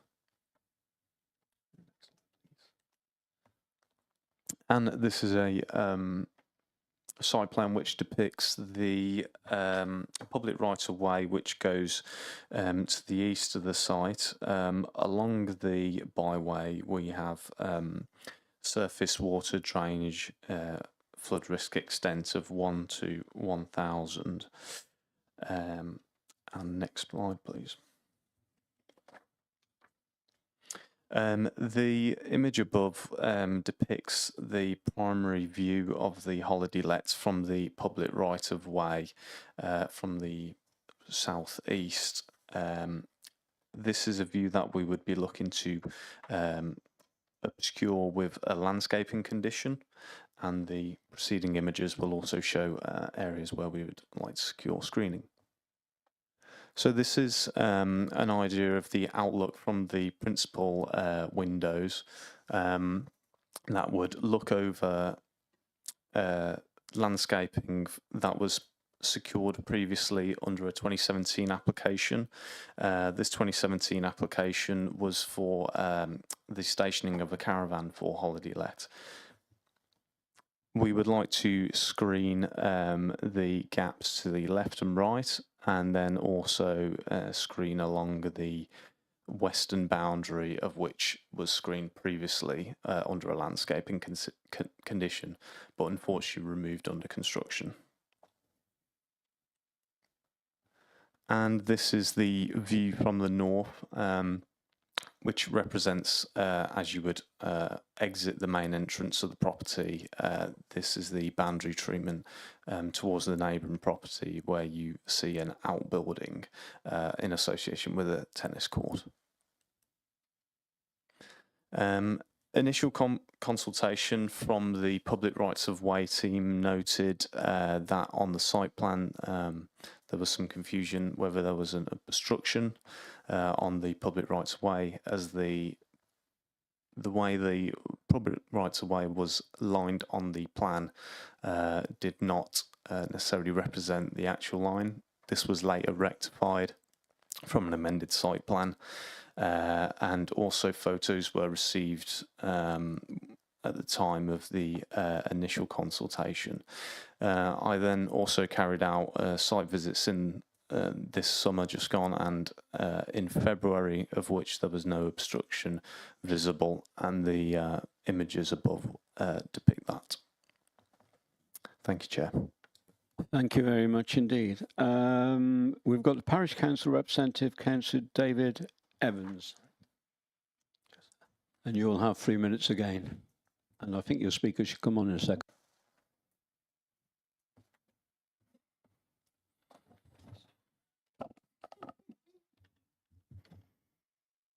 Lyndridge Parish Council recognises the authority of the Planning Committee in determining this application, but would also draw your attention to your responsibilities to its law-abiding residents. Rarely has the Parish Council seen such blatant disregard for regulatory practice and procedure. We would like to draw your attention to our earlier written comments, which were prepared following our site visit. In summary, our concerns related to the permanent nature of the ongoing development, surface water and foul water management, and the wholly inadequate access given the intended purpose of the building. The Parish Council stands by these concerns and clearly restates its robust opposition to the application. In particular, the wholly inadequate access to the site.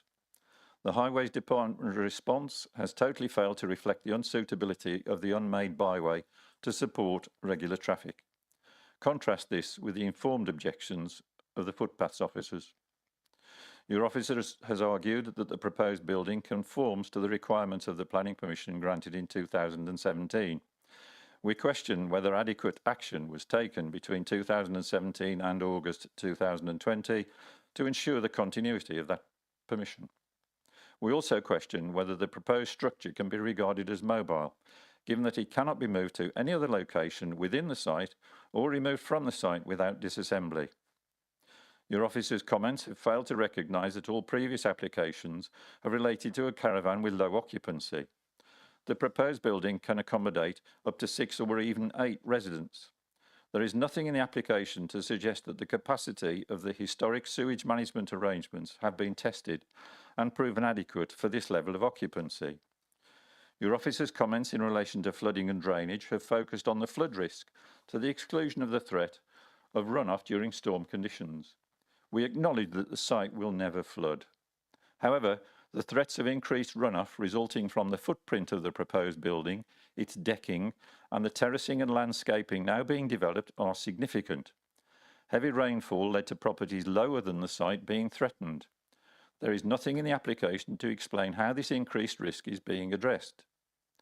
In determining your decision, we would also ask you to consider the conduct of the applicant throughout this process. He has clearly shown a total disregard for due process, neighbourly relations and the local environs. He has continued work without prior approval and indicated to us that should permission not be granted, he will use the land for caravan storage, also an unapproved and inappropriate use. The building far exceeds what the everyday man would recognise as a caravan, and he cannot rely on earlier permissions that have expired. During construction, he discharged surface water onto the adjoining byway, increasing the flood risk to other properties. He has now deposited inappropriate materials onto the byway surface near the entrance to the site. You can. Upon the available evidence, the Parish Council has little faith in the applicant delivering and appropriately managing a holiday let in this peaceful rural location. We ask the Planning Committee to... The applicant's agent is Lucy Kendall. If you'd like to take a seat, Lucy, I think you know the procedure.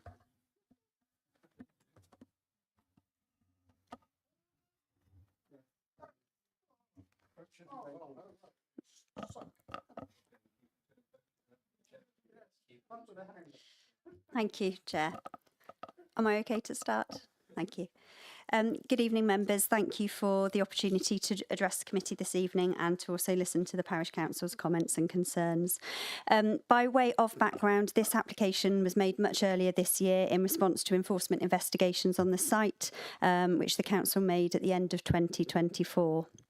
The applicant bought the site some 12 months ago and sought to replace the existing mobile home caravan that was on the site in order to provide better accommodation for the permitted holiday use on the site. However, they brought on a twin structure that was on a chassis And after starting works, officers then determined that the cabin, due to its permanency, did not comply with the Caravan Act, the definition of a caravan, and therefore the applicant has sought to rectify this by making this retrospective planning application. The site does have a long and varied planning history, and that is set out in your officer's report. But just as a quick summary, there has been a caravan on the site since the 1950s. That's what you can see in the aerial photograph and what's shown on the black outline there. The building that's on site now is in a slightly different position. And that was approved initially for a personal holiday use. There have since been various applications to replace the caravan on the site, and there has also been permission for a septic tank on the site in 2004. 2017 permission was granted for a permanent holiday let use on the site, and that was in a mobile home caravan that complied with the definition of the Caravan Act. The existing cabin that is now on the site, which is clad in black metal sheeting, is a twin structure. It was brought in on a chassis in two parts, and it is set on brick pier foundations, which this chassis sits within. It was the external cladding and the proposed decking on the outside of the structure that the council considered gave it a degree of permanency, and that's why the application has been made. Nonetheless, this building is very different to any other permanent type structure or building in that it is not bricks and mortar. It is a lightweight structure that could be removed. We note the concerns that have been raised about the suitability of the access and the drainage arrangements. I would suggest that this application does give the council a lot more control under the detail of the application rather than the 2017 application. There's suitability for conditions to secure additional landscaping, the surface water drainage arrangements and the foul water drainage arrangements have been deemed to be acceptable by your drainage engineers. And it should also be noted that the size of the cabin on the site at the moment is in fact smaller than what could be put on the site that would still fall under the definition of a caravan. Lucy, could I ask you to? Thank you. That's fine. Thank you, Chair.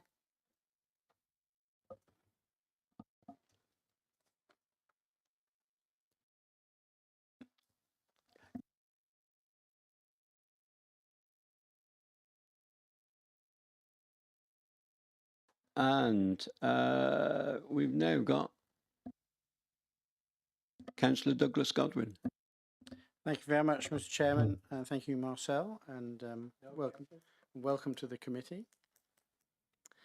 Could you put up the first aerial photograph again? I'd like to be able to talk to the pictures that we have. Aerial photograph. That one, yes. Right, that there was the original mobile home caravan. What's there now is considerably more, probably 3-4 times. You'll note the woodland, Frith Common, Meneth Wood, and you'll notice that if you go to the next slide, which was the plan, right, there was a greyed out showing the roads, and it needs to be stressed that this track is not a tarmac road. It's a byway open to all traffic. It's just hardcore. It's a farm track. In bad conditions, you need a Land Rover or a tractor. It is used by people in Lower Frith with four-wheel drive vehicles, and it is used by farmers, but it is not a tarmac road. And from the plans and the pictures we've seen, people might believe that it is a tarmac road. It is not. It is also quite a steep gradient.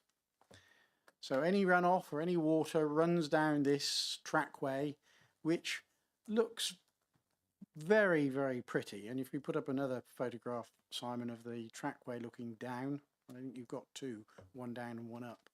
Next one. It's got the footpath on it. That one, that's looking down. It doesn't actually show the road, which is on the left-hand side again. It's a natural sunken track of.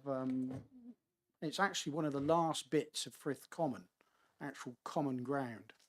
And it runs across the road at the top and up another footpath, which again is part of the remaining parts of what would have been Frith Common before the enclosures. So any water, any runoff, any rain comes down this sunken track and ends up at the bottom, and we have had considerable flooding issues of 3 or 4 houses at the bottom of the track at the bottom of the hill, with runoff from rubble and road and grit, to the point that one of the residents actually had to do civil engineering works to protect his own property. Now, the planning history of this site, and I can remember, you know, riding my pony up this track and there had just been a little caravan on the side and somebody actually coming up and having a weekend there now and then. I think he had an Austin A38 at the time. And it was no skin off anybody's nose. The Medley house at the top above where the tennis court, that wasn't there. That was the New Inn public house at the time, and it wasn't really a problem. And nobody was going to kick up a fuss about it. There were retired miners about the place that lived in caravans, tucked in corners, in different fields, tucked under sheds at different places, and people accepted this as part of the community. What we have here now is a substantial development, which is effectively a permanent residence. Okay, it's going to be used for holiday lets. Well, 18 months, 2 years from now, we'll see. But the idea that this is a temporary building, it could only be considered moving if you had a full team of builders to come and shift it away. It is not a Bauhaus construction.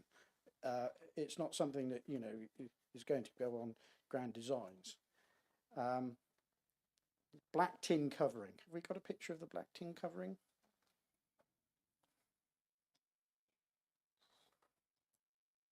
Yes.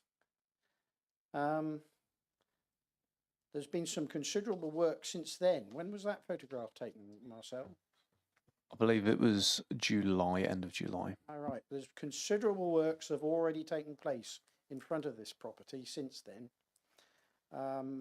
which obviously no real planning permission for. As people can see, that is not a mobile home. It is not a caravan. It is possibly you could probably get away with calling it a converted barn, but it is certainly not a mobile home. Lots of engineering work to get it on a level site, as you can see by the embankment in the photograph. And since then, there has been considerable building work in front to build a raised platform on telegraph poles.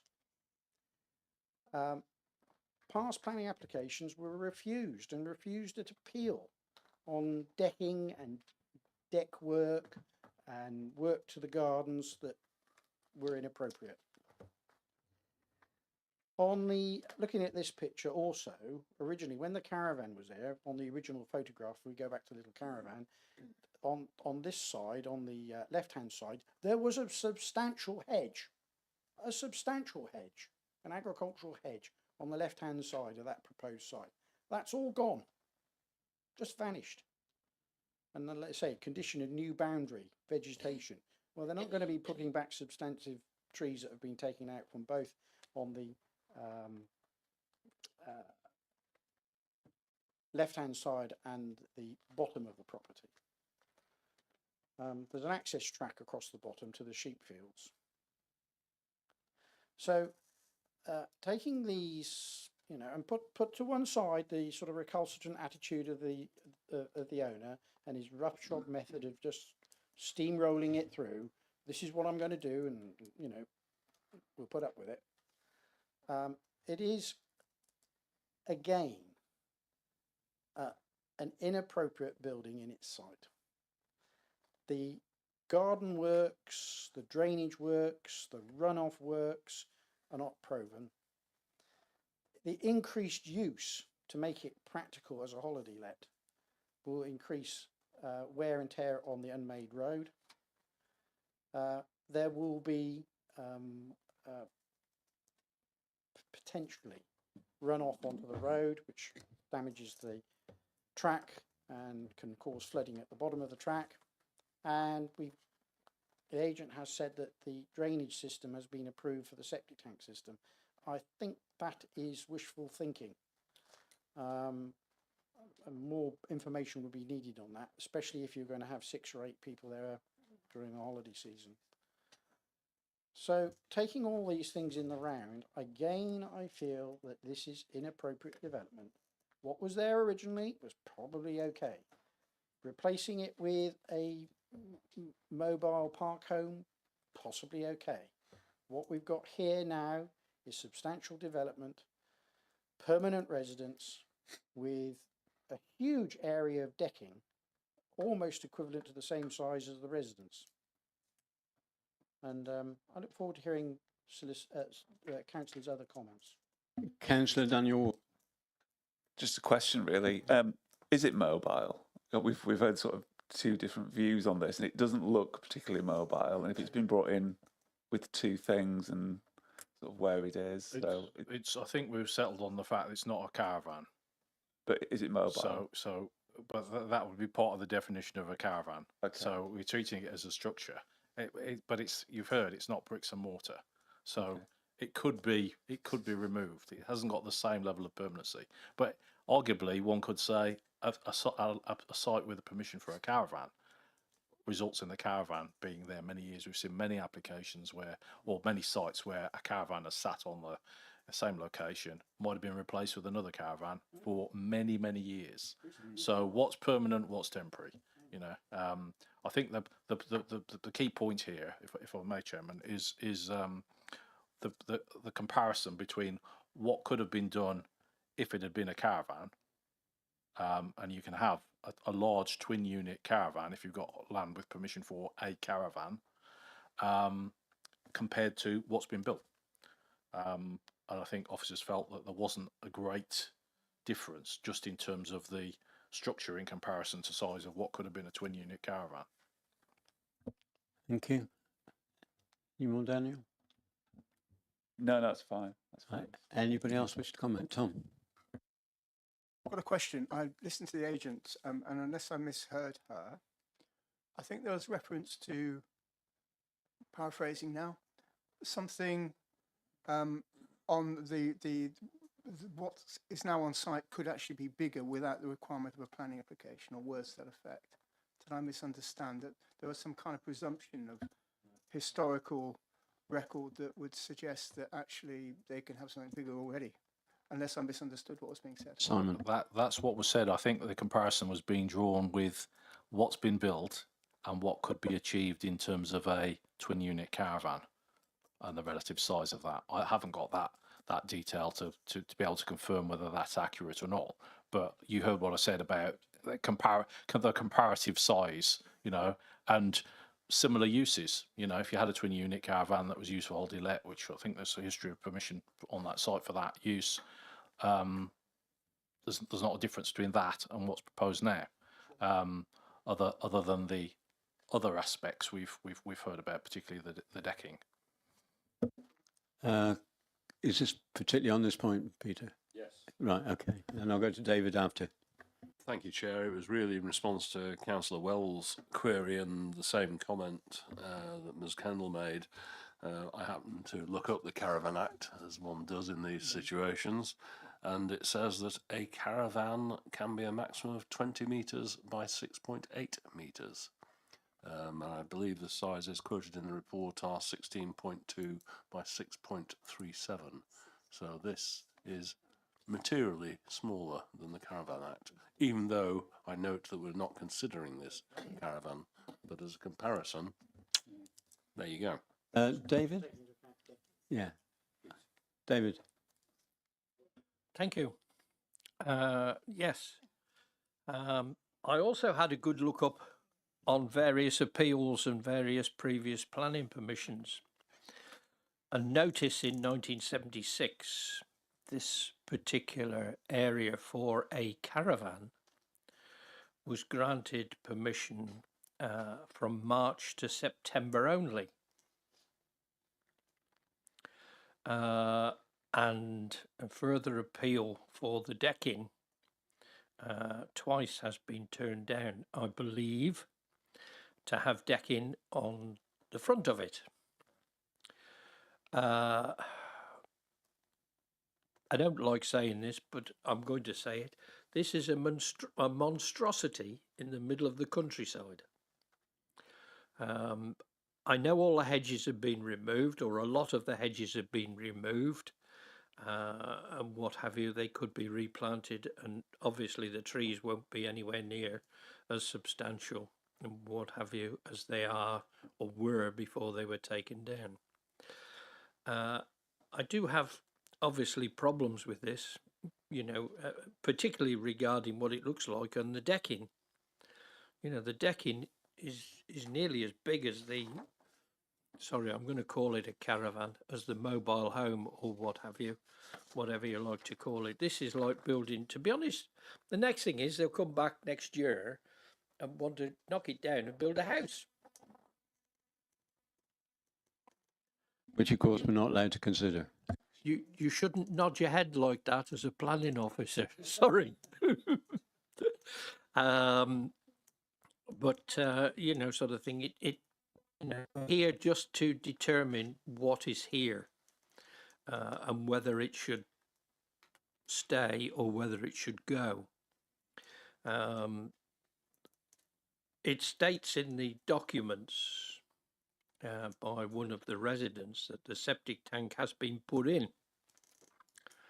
It also states that it's never been operational. It's never been connected to the old caravan. The old caravan was derelict for many, many years before it was replaced.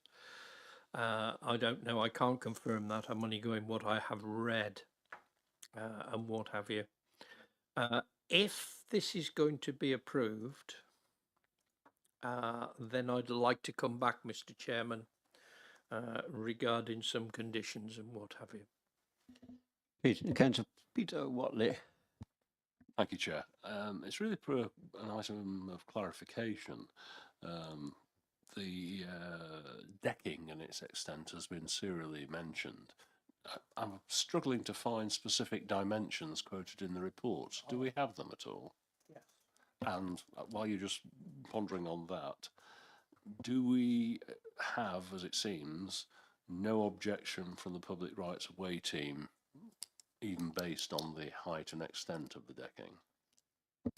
Yeah, so in terms of the decking, I don't believe the dimensions were included in the report. However, they are on plans which are viewable online. In terms of the Public Rights of Way team, they didn't comment on the decking, not that I'm aware of. Could I ask if the decking would take the total floor area to above that of a caravan? I believe it would, yes. But I haven't measured it to you know, recently to be able to confirm. And has it been considered the amount of flow of water from that, how that will affect the permeability of the ground? Yes, so there was a water management statement provided, and that was reviewed by the drainage engineers who considered it to be acceptable. The decking wasn't a later addition in the planning process, so I would assume that the consultee would have been aware to the decking. Councillor Cathy Wells. Thank you. Would they also have been aware of the gravel hard standing area for parking? Yes, so yeah.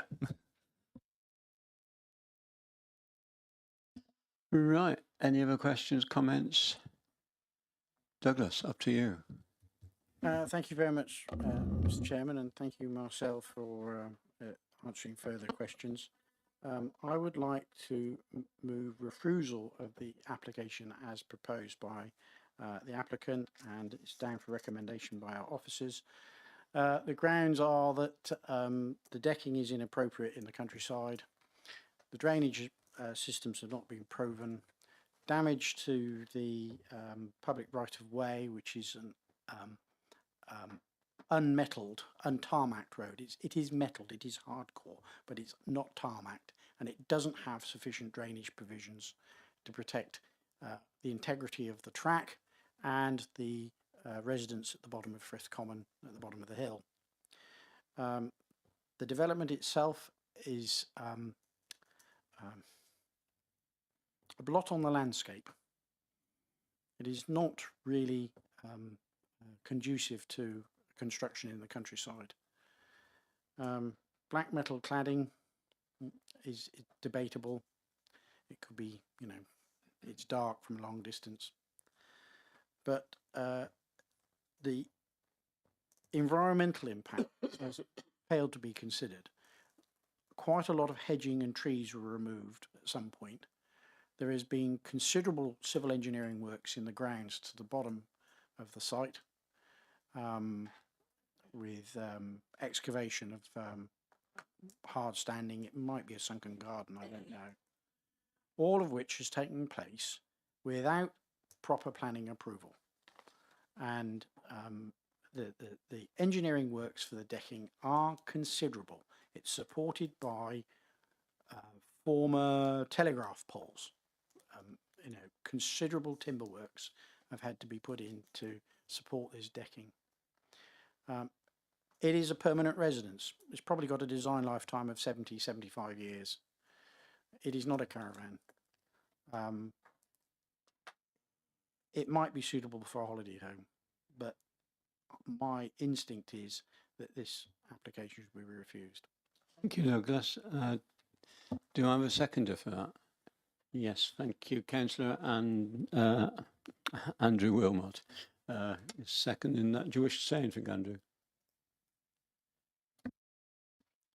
Thank you, Chair. It seems to me that we're getting slippage in definition. We're moving from a caravan which can be moved and has wheels, and now the proposal is if it hasn't got wheels but it's a different construction and it's light enough and it could be moved by some form of contractor, I see this as a slippery slope. You either have a definition of a caravan which can be moved or you don't, and this to me isn't a caravan. Thank you. Simon, you've heard some reasons. Can you give your opinion on these, please? Thank you, Chairman. So just to recap, we've got the decking is considered to be inappropriate in the countryside. It's the visual appearance and extent of that. It more than doubles the size of the development.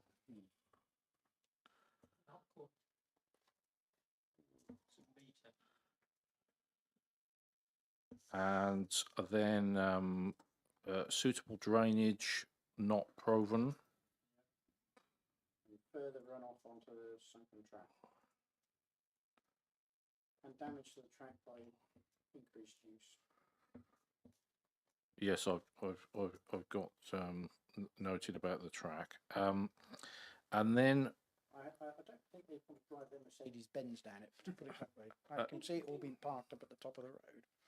And then we've got a more general comment about visual intrusion. Are we talking about the whole, encompassing the whole development? And if so, because mention was made of the sort of cladding, which is black, which is in many ways an excellent colour to hide something in the countryside rather than it being intrusive. Any dark colour really is yeah. If it's the wrong shade of green, yes, yeah. My concerns on that is that it is just looking a bit industrial. Okay, so by reason of its design and appearance. And then the lacking of, what happened to the hedgerow? top and bottom. Yeah. You know, they're just, somebody's just been in and hacked it all, hacked it all out. Well, Well, they've said it's got to be put back. You know. so are you suggesting that the impact of it wouldn't be adequately mitigated by new planting? Not for 20 years. Trees a lot more.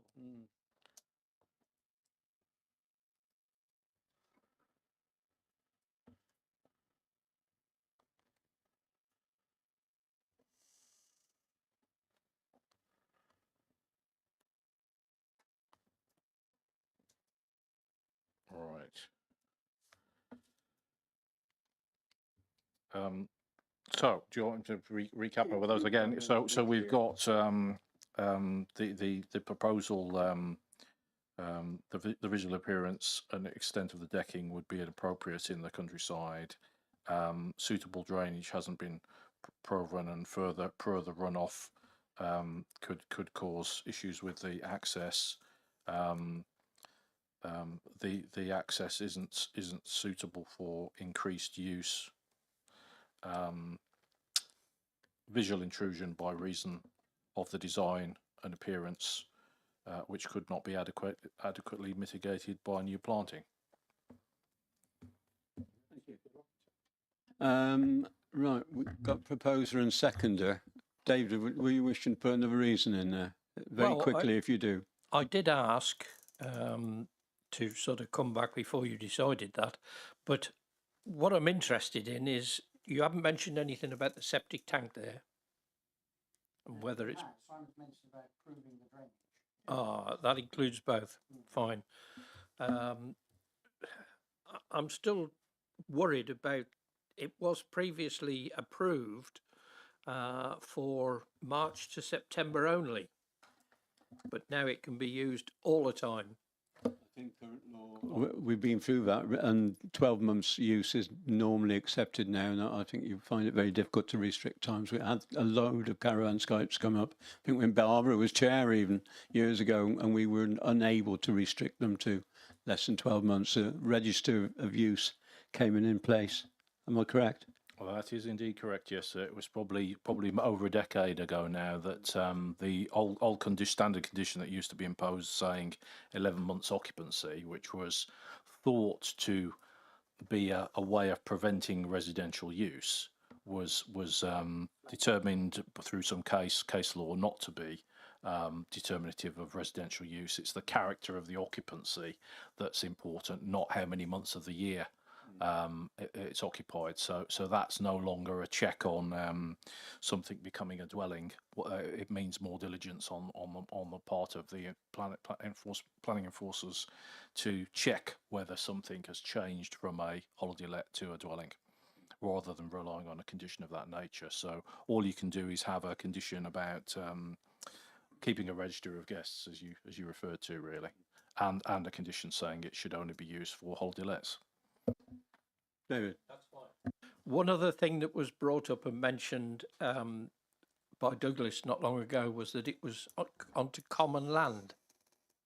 I think the track is common land, isn't it? Yeah, the historical context of Frith Common, before the enclosures, this was all common land, you know, going back to medieval times.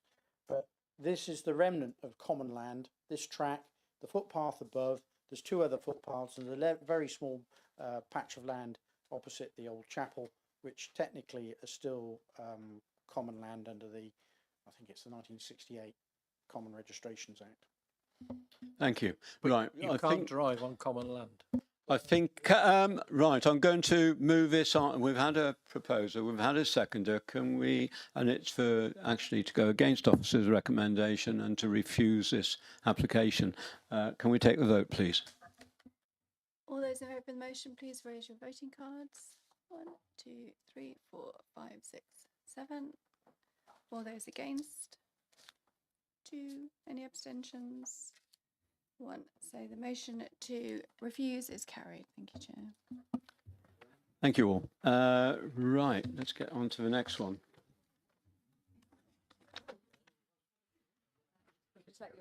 Oh, yeah. We're just going to swap our officers. So if anybody was here for that application, you're welcome to leave if you so wish, or welcome to stay if you want to.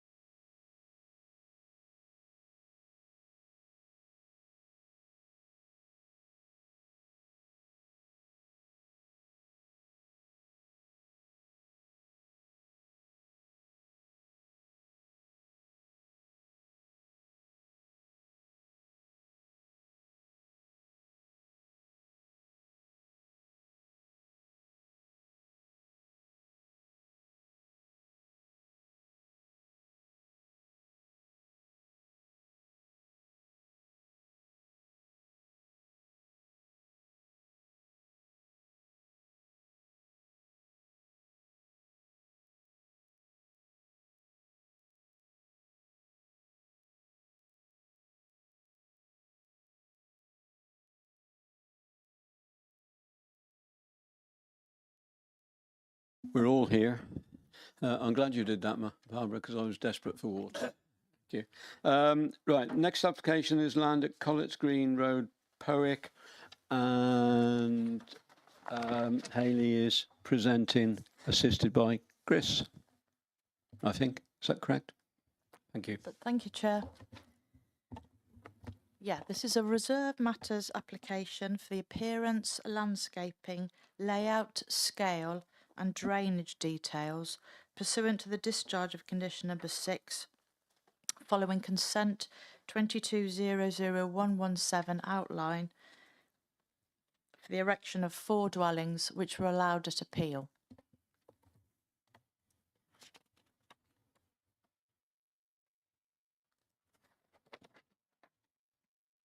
This is the aerial photograph of the site. It's you can see the red outline on the north side of Collets Green Road. The main Malvern to Worcester Road at the bottom in yellow. You can see the Three Nuns pub on the aerial photograph, and then to the right the school and Powick Parish Hall. This is a closer in look. This is the location plan in red. The development to the south is 1960s, 1970s estate, and then there's looser development immediately on the north side of the road, more traditional rural cottages. Just out of interest, the settlement boundary for Collets Green runs along that road, so that the north side is designated as open countryside, but this was allowed on appeal, so the principle isn't under consideration. This is the layout that's been proposed. We have an arrangement of 4 dwellings, 2 5-bedroom dwellings at the north of the site, facing north, onto the fields, and then 2 4-bedroom dwellings at the south of the site facing Colletts Green Road. Single garages for each property. You can see them arranged on the plan. Parking spaces in accordance with highway streetscape design, and then green infrastructure around the perimeter of the site.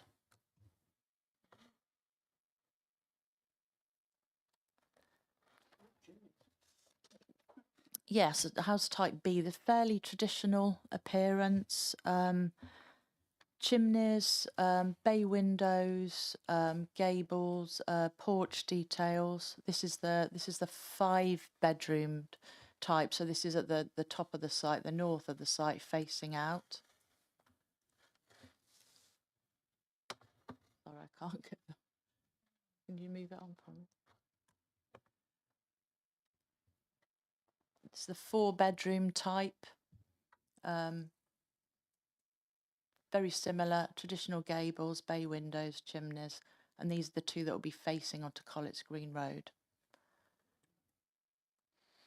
This is the landscaping plan. I think it's got a little bit distorted when it was imported, but it shows the green infrastructure around the perimeter of the site. This would not be part of the residential curtilage, but green infrastructure that was managed under a management plan. The protected trees along the boundary. There would be some wildflower meadow planting in between the edge of the curtilage and the new hedges that will be created around the boundary. Post and rail fencing, timber that would delineate the edge of the garden area with the green infrastructure.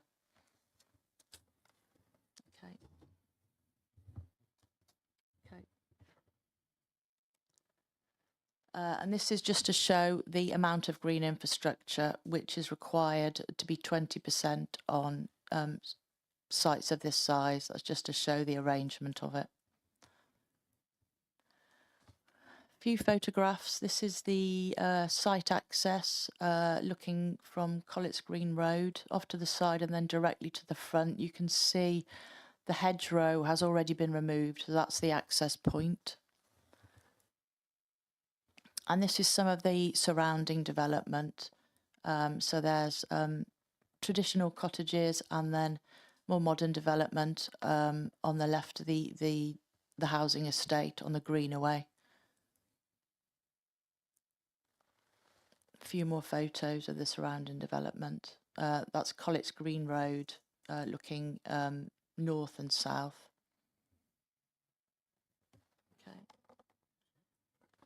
Okay, so yeah, the recommendation for this one is for approval with the conditions as set out in the report.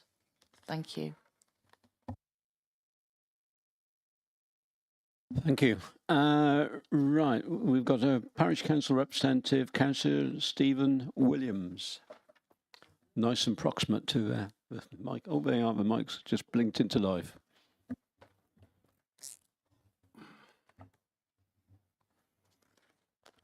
Chair, members of the committee, I speak this evening on behalf of Parish Council in objection to the application.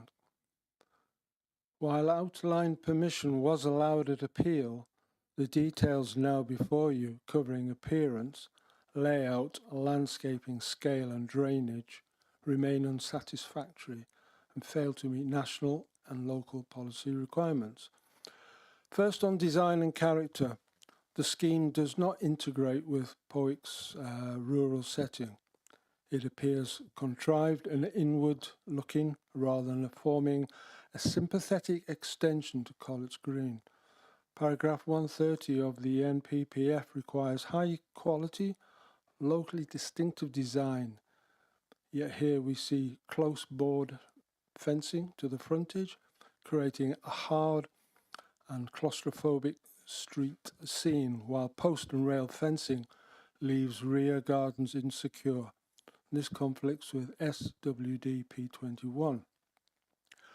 Second, on layout and amenity, parking provision is inadequate and cramped. Plot 1 in particular is poorly served. Visitor parking is lacking and refuse vehicle access remains unresolved. The likely result is overspill parking on Collett's Green Road, adding to existing traffic pressures. Third, on drainage, the scheme still relies on a 15mm orifice plate to regulate surface water flows. This presents a long-term maintenance and blockage risk, raising concerns about localised flooding. The proposal therefore conflicts with SWDP 28 and 29, which demand robust and sustainable drainage. Fourth, on green infrastructure, although the applicant claims to exceed the 20% requirement, much of this is in fact drainage land, not meaningful or biodiverse open space. True ecological and community benefit is lacking, contrary to SWDP 5. Fifth, on neighbouring amenity, the orientation and massing still risks overlooking and overbearing impacts on 17 and 19 Collett's Green Road, issues that have led to previous refusals and remain unresolved. Finally, on housing mix, the scheme provides 4 large market houses and nothing to meet POIC's real need for modest, affordable homes for younger families and downsizers. This is inconsistent with the NPPF and SWDP housing policies. Objector Lee Cox, thank you. And again, you have 3 minutes when you start. Thank you. Good evening. Reasons for the neighbouring residents feel this application should be refused. The current proposal falls short of the requirements in NPPF Policy 139 and contravening SWDP 21 by not integrating with surroundings, not reinforcing local distinctiveness, and not reflecting the characteristics of the site. There are 3 19th century buildings and a 17th century Grade 2 listed farmhouse adjacent to the site. The latest landscape layout, revision 6, with the revision date 26th of September, which was last Friday, is now more urbanised with a 50-metre straight road through the site. There are no other completely 50-metre completely straight roads in the rural village of Powick apart from the Malvern Road. As stated in the case officer's report, the site is small and constrained. Also stated in the report, since the refused applications, the new drawings submitted have footprints that have not been reduced and a scale that has not been reduced. All plots are not in keeping with the north-facing neighbouring properties. Plots 2 and 3 are 9.1 metres in height, same height as a 3-storey block of flats. Plots 1 and 4 are 8.7 metres in height.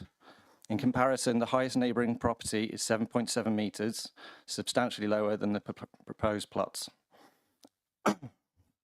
Number 19, Collett's Green Road, is 5.8 metres, 3.3 metres smaller than the proposed neighbouring plot 2, making this unduly overbearing. The separate single driveways to plots 2 and 3 are 2.4 metres wide. In the Worcester Streetscape Design Guide, they should be 3.2 metres minimum for a driveway. The driveways to plot 3 and 4 only measure 5.1 metres. They should be 6 metres for access to the garages. The frontages of plot 1 and 4 take up nearly 50% of the site width, giving a dominating effect and making it more urbanised. To achieve a 50-metre visibility display, we will lose a predominant feature of the roadside, namely the ancient hedgerow, which is of greatest ecological value. The green infrastructure is stated as 682 metres squared. However, this includes the existing hedgerow around the site. The actual area is 536 metres squared. This equates to a 16.5% green infrastructure. Green infrastructure is meant to protect and enhance. The drainage layout shows a centre line of pipes on the edge of a root protection line, but the trench required to be dug to lay the pipes has not been considered. This will encroach in the root protection zone. The pond has been removed and there has not been an updated ecology appraisal or biodiversity enhancement scheme. This was in the original PEA to achieve biodiversity net gain. Thank you, Chair. Councillor Cathy Wells has less experience than Tom. Thanks, Chair. Some of us don't need that much practice. Talk it up, Tom. You've got to go over. Unfortunately, I've now got to live up to that, haven't I? Should have kept quiet and waited till later. Thank you very much to both speakers. That was really, really helpful and very detailed. So thank you. You'll have seen, councillors, that there have been a couple of recent outline applications for this site. One of them was eventually granted on appeal for 4 homes. So the matter of 4 home and access is already decided. There have been 2 previous unsuccessful applications for the remaining reserved matters, and you'll have gathered that there's a fair bit of history on this one. So the decision we need to make tonight is whether this 3rd application is now acceptable in terms of drainage details, landscaping, layout, appearance and scale. The reason we're here tonight is that there is some disagreement over whether it is. Local members obviously have some concerns, but as well as that, Parish Council still has extensive objections. Concerns remain amongst many of the local residents, and our own tree and landscape officer cannot support the application as it is for a number of reasons. So I'll tackle those one at a time. Some of them are quite quick though, Chair, so it won't take too long.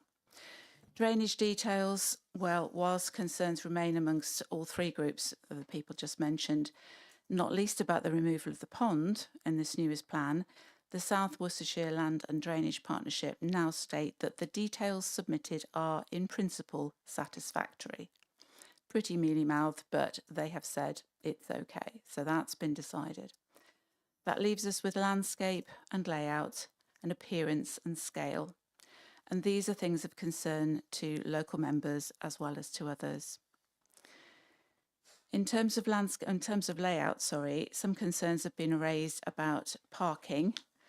County Highways now has no objections to the most recent plan, so they have spoken, as it were.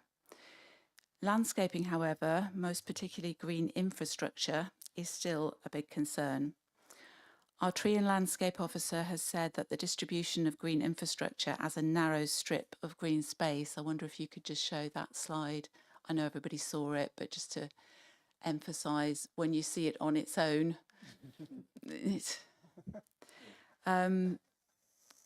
he has said that the distribution of the green infrastructure as a narrow strip of green space around the periphery of the site is simply not sustainable, and feels that grouping that green space together would give it the best chance of long-term retention, which after all is important.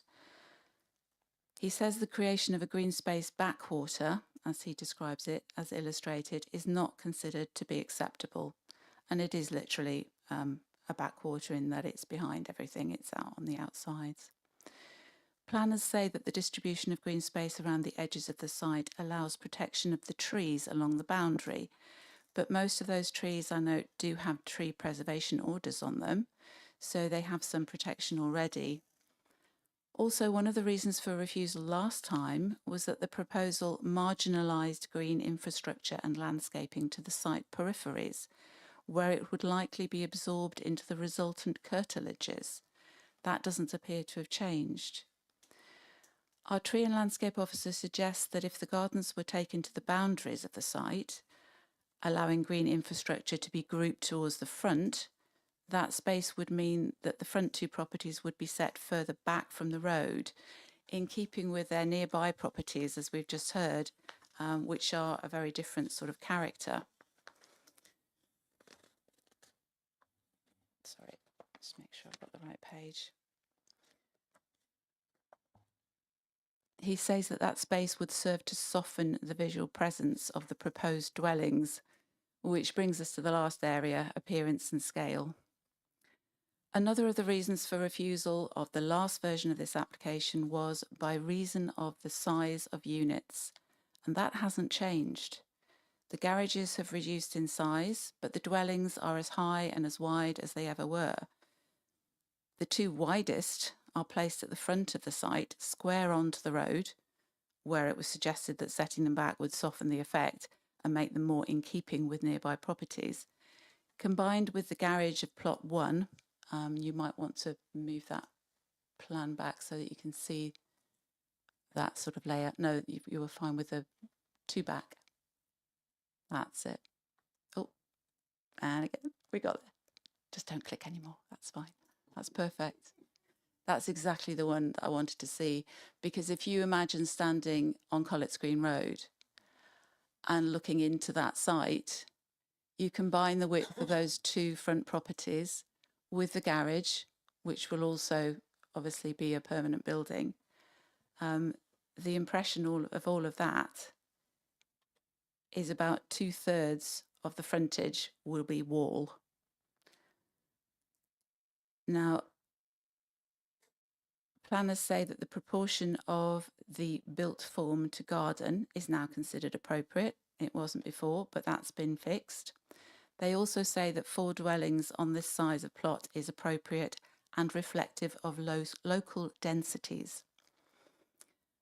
But that appears to me to be the densities according to the number of dwellings per hectare, which doesn't take into account the size of those dwellings. Of course, an inspector has already approved 4 dwellings, but there was no approval of 4 lots of 4 and 5 bedroom homes of this size. Planners say that despite the site being opposite the modern housing estate, the rural nature of the north side of the lane, where the site is, needs to be taken into account. I'm not sure anyone viewing what is proposed from Colletts Green Road would feel that it has been. Obviously interested in what other members have to say and would like to reserve the right to come back afterwards. Thank you, Kathy. Tom. Councillor Tom Wells. Thank you. Thank you, everyone. First of all, Hayley, thank you for your report, and not just your report, the work that you've been doing on this for a very long time as the case officer. Conscious that only a few months ago, under delegated authority, you refused a previous incarnation of this plan, and quite clearly have been involved in discussion with the applicant at various points of the journey. Chairman, I wonder if we could just go back to the plan that showed the settlement boundary, just so we can be clear about that and just get that off the table. So, yeah, can you go back to the one before? That's it. Oh, Land registry plan. that'll do. So, as the officers have already made the point, but just so it's clear for committee, the current settlement boundary runs along that road in front of the site. So anything to the below it, where it says the Greenway, for instance, is part of the Colletts Green estate, built in the 1960s. An exemplar at the time, won some awards back in the day. The other side of the road is effectively, from a planning point of view, open countryside. Number 17, 19 and 21, can you see to the right there, quite old properties and more associated with farm. I think one's called the Oldest Cider Mill from memory. That sort of property, rather different to what is being proposed immediately adjacent. Now could we, so anything this side of the road, up as it were, is open countryside. Now yes, we know that this application's been won on appeal, so the presumption of some development on site is inevitable, and I think everyone accepts that, and I think we're now down to the best way we can deal with the presumption of favour development. So could we go to the site where we had the context, but also the I'm looking at about the building lines now. So I want to look at the building lines and compare this proposed building line with number 17 in particular. Okay, there you can see it. So number 17 is not mentioned, but there it is, immediately to the right of plot 1. Can you see where that is? So that's the immediate property. So that effectively is the immediate building line, and of course the other side is a field. So this is sitting quite proud of that building line.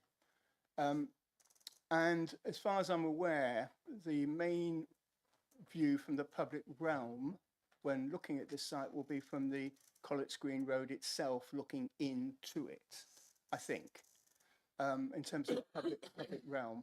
And as viewed from the public realm, what we're going to see, so eloquently put by the resident actually, was a long, straight, narrow road with some fences either side of it, looking into and to beyond that point.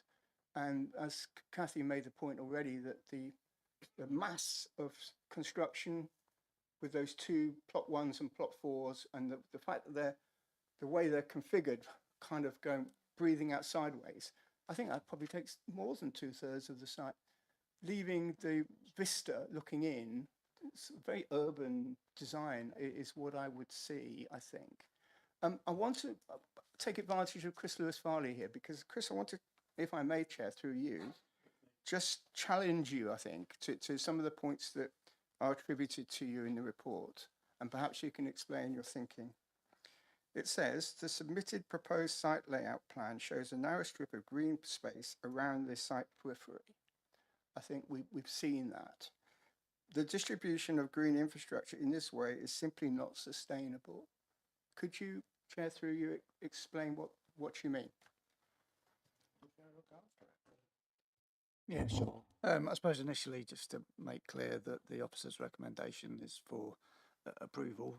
I was a consultee on this in this application, and all aspects of the proposal need to be considered in the round. So mine is just a contribution to the whole. I have been involved in other sites in the district where green infrastructure is squeezed in between buildings, tucked along the back of buildings in the fashion that this is. Distribution, which to my mind was never acceptable, and over time, the benefits that the green infrastructure might have been providing have been eroded, and the green infrastructure has been absorbed into people's gardens, and it's very difficult to do anything about that.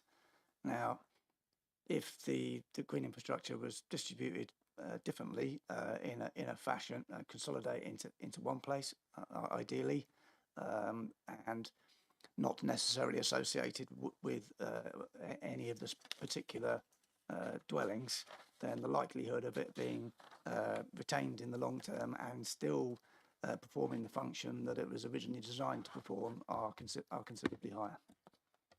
Does that help? It does, Chair. I've got one follow-up, if I may. You also refer to the siting of the buildings immediately in front of Colletts Green Road, and appear to suggest that your view as a landscape officer is if that were moved back to perhaps the building line of the adjacent property and increase the green infrastructure at that point, would improve the scheme overall. Is that correct? Yeah, I mean, with a greater depth of green infrastructure towards the site frontage, then the scope in what that green infrastructure contains or represents would be considerably greater, and obviously there would never be any possibility or likelihood or thought that the development would be screened in its totality, but with a greater depth of green infrastructure, the chances of the development being softened and views being more filtered than they might currently be would be increased. Chairman, I've nearly done. Thank you, Chris. In terms of my final thoughts on this, however frustrating it might be, it's probably not going to be appropriate this evening to start discussing highway issues, reasons for refusal on highway grounds, because clearly the highways are not minded to support such a proposal. Ditto, unfortunately, issues related to drainage. So whatever we as members tonight feel about the highway issues, the turning issues, the refuse freighter issues, and so on, parking off-site, all those things, though they may well matter a lot to people, it's going to be difficult to sustain reasons for refusal without the consultees supporting that. So it does come down to, as Councillor Kaywell suggested, issues about the site design, mass, layout, impact on the surrounds. And that's all I'd have to say at this stage. Thank you. Peter, you're looking pensive. Thank you, Chair. I'm grateful to my colleagues and particularly to public speakers. I have seldom seen a more motorway-looking aspect on a housing estate. I understand that developers want to shove in as many properties as they can and of a size as large as they can. But that left-hand edge, it's not just the road, which is arrow straight. This is a tunnel, basically, ending in 2 car parking spaces. And on the left, we have straight edge, straight edge, straight edge. It's about as unimaginative as I could possibly think of on that left side. The right-hand side is not particularly great either, because clearly someone has decided that the 2 bottom properties must face outwards rather than into the estate, which might possibly gather some social cohesion and have it as a body of housing which is looking towards each other, not trying as hard as possible to look away from each other. I'm sorry, obviously these thoughts are subjective, but in terms of promoting best practice and good design principles, let's have some curves on the roads, let's have the houses actually talking to each other. No, this is not good enough, Chair, at all. Thank you. Councillor Harrison, have you? Can I ask, have I know Chris has been involved in this, have our design people been involved? Do you mean the urban designers? Yes. No, they haven't. I think they should. The other thing in going on to Tom, and I quite understand his worry and agree with most of it, but I'm worried about pushing plot 1 back because I don't know what's in number 17, which is the other alternative on the front in the adjacent properties. It might be that you have to change plot 1 or replace it with plot 4 and turn it through 180 degrees. So it's a lot smaller and it'll be further away from the property and looks like it's only got a single story plot on the end that won't overlook it and dominate it. I don't know whether there's any windows in plot 17 or anything like that. We are considering the application in front of us. That's what I mean, but I'm just saying, you know, you can't tell without those details. Anybody else? Councillor Godwin. Thank you, Chairman. Bearing in mind what Councillor's already said, I agree. The buildings look very high from the photographs for diagrams we saw before. They're not particularly rural in nature. They are, the fact that they're all facing against each other, like, you know, we're going to shut the door and shut the rest of the world out.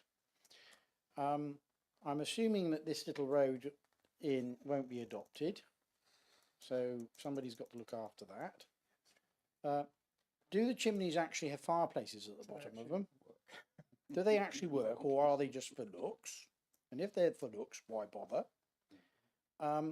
And the actual, you know, the building design is very linear. It's sort of, I'm wondering if the bottom 2 were just turned into each other a little bit, the problem with number 17 might go away. The massing on the front would be less. You'd have more garden area facing Colletts Green, and you'd probably have a little bit less garden area above, but it would break up the structure of the estate, make the aesthetics look better. I'm just concerned that this does not look like something that you would see in Colletts Green. It looks like you would see something, you know, in a Bromsgrove development up the Hagley Road. So but the height and massing is. The heighting massing is what concerns me. Agricultural and rural properties, you know, don't have that sort of, you know, 9-metre roof line. Thank you. Thank you, Chairman. Anybody else? Did I understand there's going to be close board fencing at the front?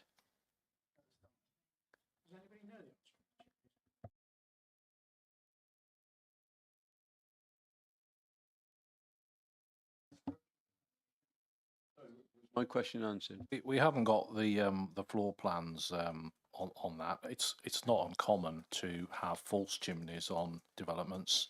In fact, we've probably advocated them. Helps break up the roof lines of modern houses, even though they're false. Some people don't like them. It depends on the quality of them. I don't think that's a a great a determinative point. Let's say there are probably other issues that members have raised that warrant more attention. Councillor Barbara Williams. Chairman, it's not rocket science. If you look at the picture, it's either the door or the window is right in line of what would be a fireplace. Thank you for that analytical thought. Right. You're coming back, are you, Tom? Chairman, if everyone's had their say, I was going to move something. Thanking those who have contributed to this discussion. Just a quick response to Councillor Harrison. The dwellings that we're looking at this evening are 5-bedroom and 4-bedroom. Okay, one way of dealing with this is to slightly be more modest in the number of bedrooms you're providing. That's 18 bedrooms on that site at the moment. The analogy with the Hagley Road was interesting, and I think it probably expressed it better than I ever could. And likewise, Councillor Whatley talking about the rather sort of really very sort of stark vista that you're going to get from the public domain walking along as you would Colletts Green Road, cycling in my case, and looking into the site and seeing this awful linear hard fencing and garaging and brickwork all the way down to the bottom end, and thinking, is that the best we could have done? So, Chairman, I've got I'm going to move refusal, and I've got something jotted down as people have been speaking, which I'm sure can be honed and better crafted by others in the room, but I'll give it a go if I may. So, the application is contrary to policies 21 and 25 of the SWDP, in that the dwellings do not integrate effectively with their surrounds, particularly the rural nature of the north side of Colletts Green Road. I'll just let Simon have a go at that. And then secondly, furthermore, the layout, scale and mass, the layout, scale and footprint of the dwellings would constitute an overdevelopment of the site. I don't know if Kay Wells has got anything to add to that.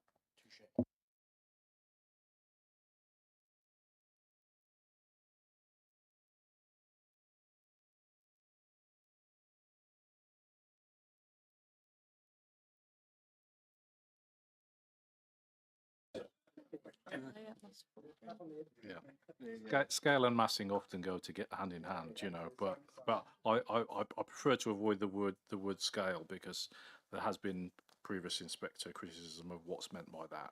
If we're talking about size, that's a better word,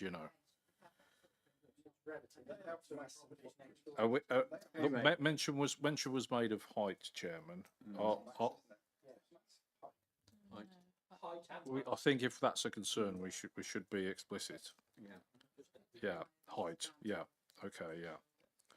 Yeah. So we'll lose scale and we'll have mass height, layout, mass height, footprint. Yeah. I personally think Chris's comment about the small, because they will be absorbed, but I don't know if we could support that materially, but the green space will be, the householders will then. Sorry, Mr. Chairman, we did say about moving them back and then more green space could go at the front.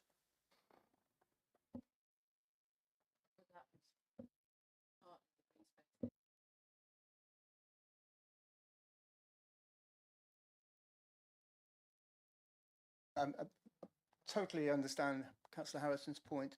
I think we would be in danger of trying to determine a new application if we're not careful, rather than determine the one before us this evening.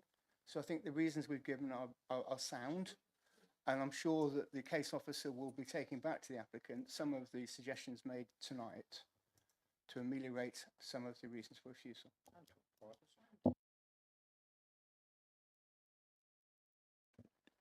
I'm happy with the wording of those grounds, but I just think probably should just on the point about the green infrastructure. If we don't in terms of it following the periphery of whether members are happy with that or not, because if we don't raise that now, we wouldn't be able to revisit that point.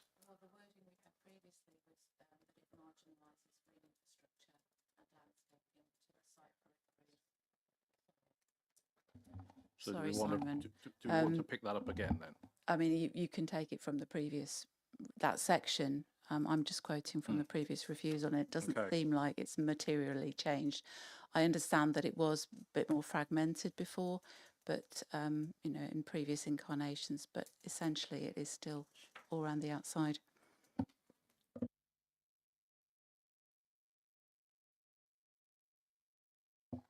The landscape officer referred to it being non-sustainable.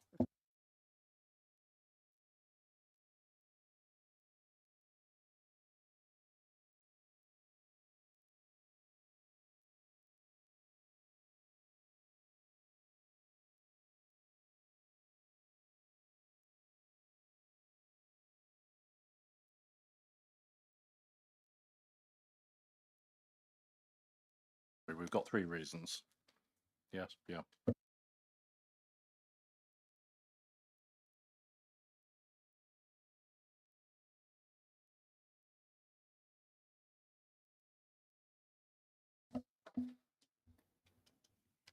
Thank you, Chair. All those in favour of the motion to refuse the application contrary to officer's recommendation, please raise your voting cards.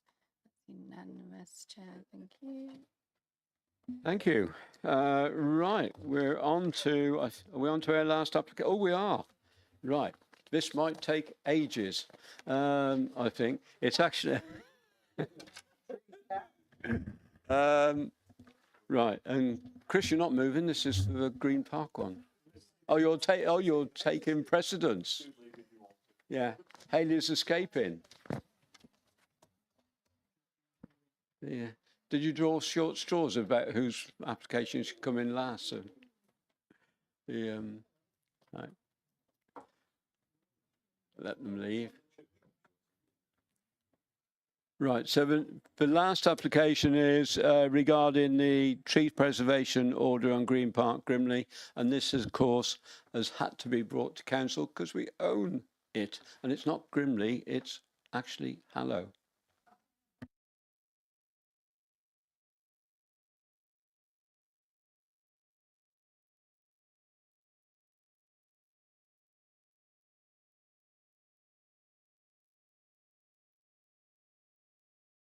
Concerns an application for works to trees protected by tree preservation order.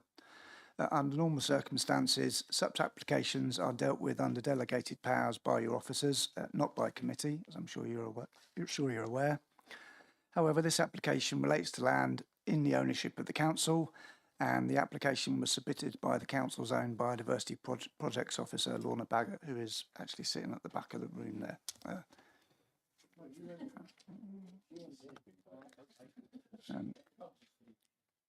In addition to this, the Council's Senior Environment Officer, Liz Etheridge, who generally has delegated authority to sign off decisions on such applications, also oversees the work of the Council's Biodiversity Projects Officer.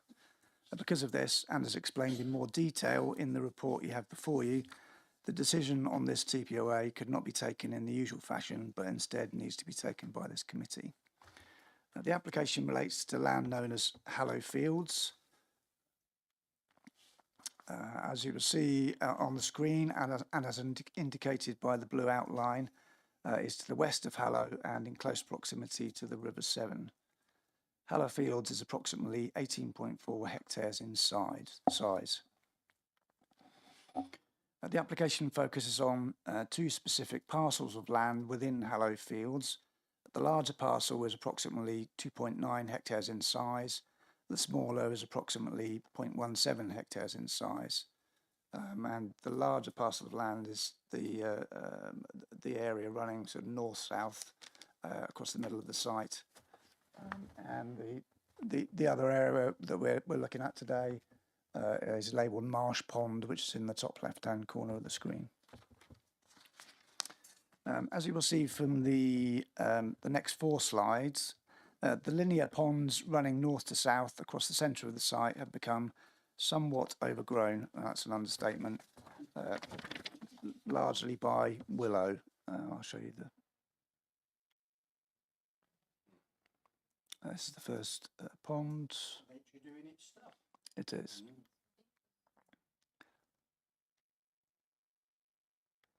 And one of the south ponds. Another one of the south pond there. The application details the coppicing of willows in order to improve the light levels reaching the ponds. The aim of this, the overall aim of this, is to increase aquatic floral diversity and enhance the pond habitat for aquatic wildlife, as well as preventing the loss of this open water habitat. It is also possible that the trees could damage the pond's bases, leading to the permanent loss of these water bodies. The next 2 slides show the marsh pond, which is the smaller area to the top of the site. To show the nature of the vegetation that's currently sort of growing in the pond. Similar works are proposed to this pond as the large linear ponds for the same reasons as are already given and in the report. The next 3 slides show what was a woodland ride that separated the 2 linear north and south ponds. It's fairly self-explanatory.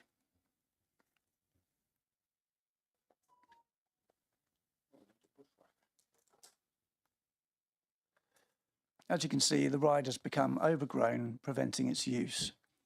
It is proposed to remove a significant proportion of this self-set vegetation in order to open up the ride. This will improve access to the north and south ponds for both maintenance and survey purposes. A secondary benefit will be the creation of open habitat within the woodland generally, a scalloped woodland edge neighbouring the ride, increased light levels and reduced nutrient input through falling leaves to the ponds immediately either side of the ride. The last 2 slides are taken from a drone and show the north and south ponds and the woodland that surrounds it from above. That's one of the views.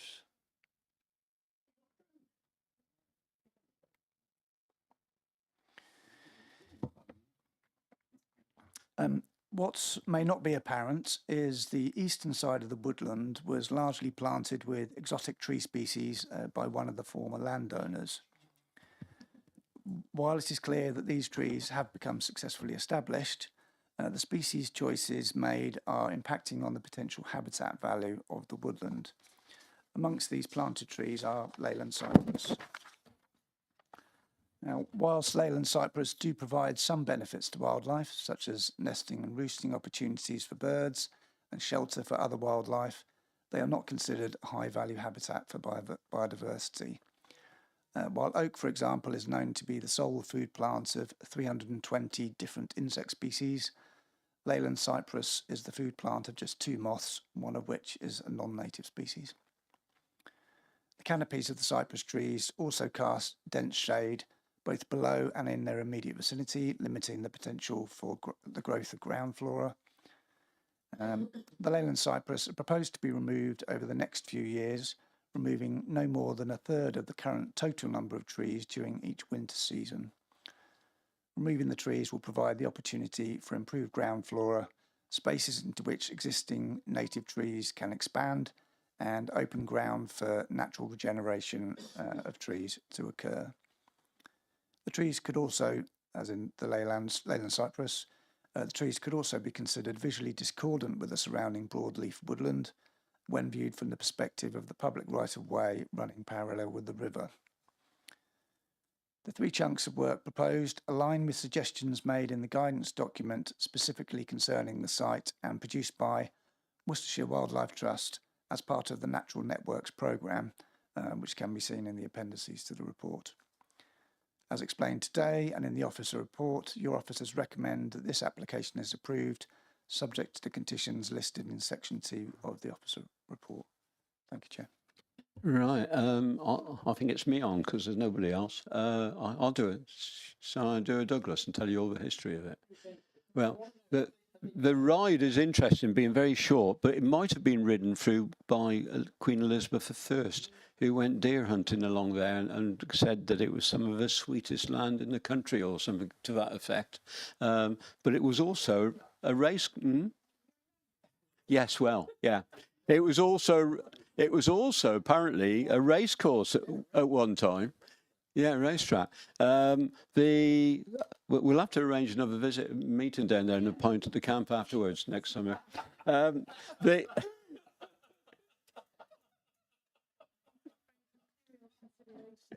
Very. I fully approve of getting rid of Leyland here, although I wish really that Gerald Coates had been given. He was a lovely guy and really wanted to do his best for everything. So if he'd been given the right advice, I doubt if he'd have planted them in the first place.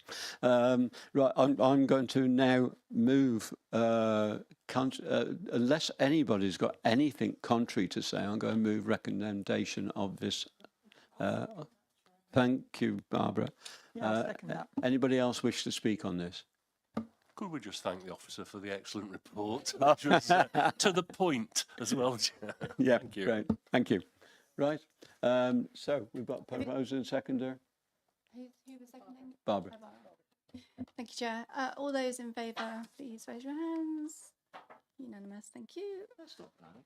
Yeah. Oh.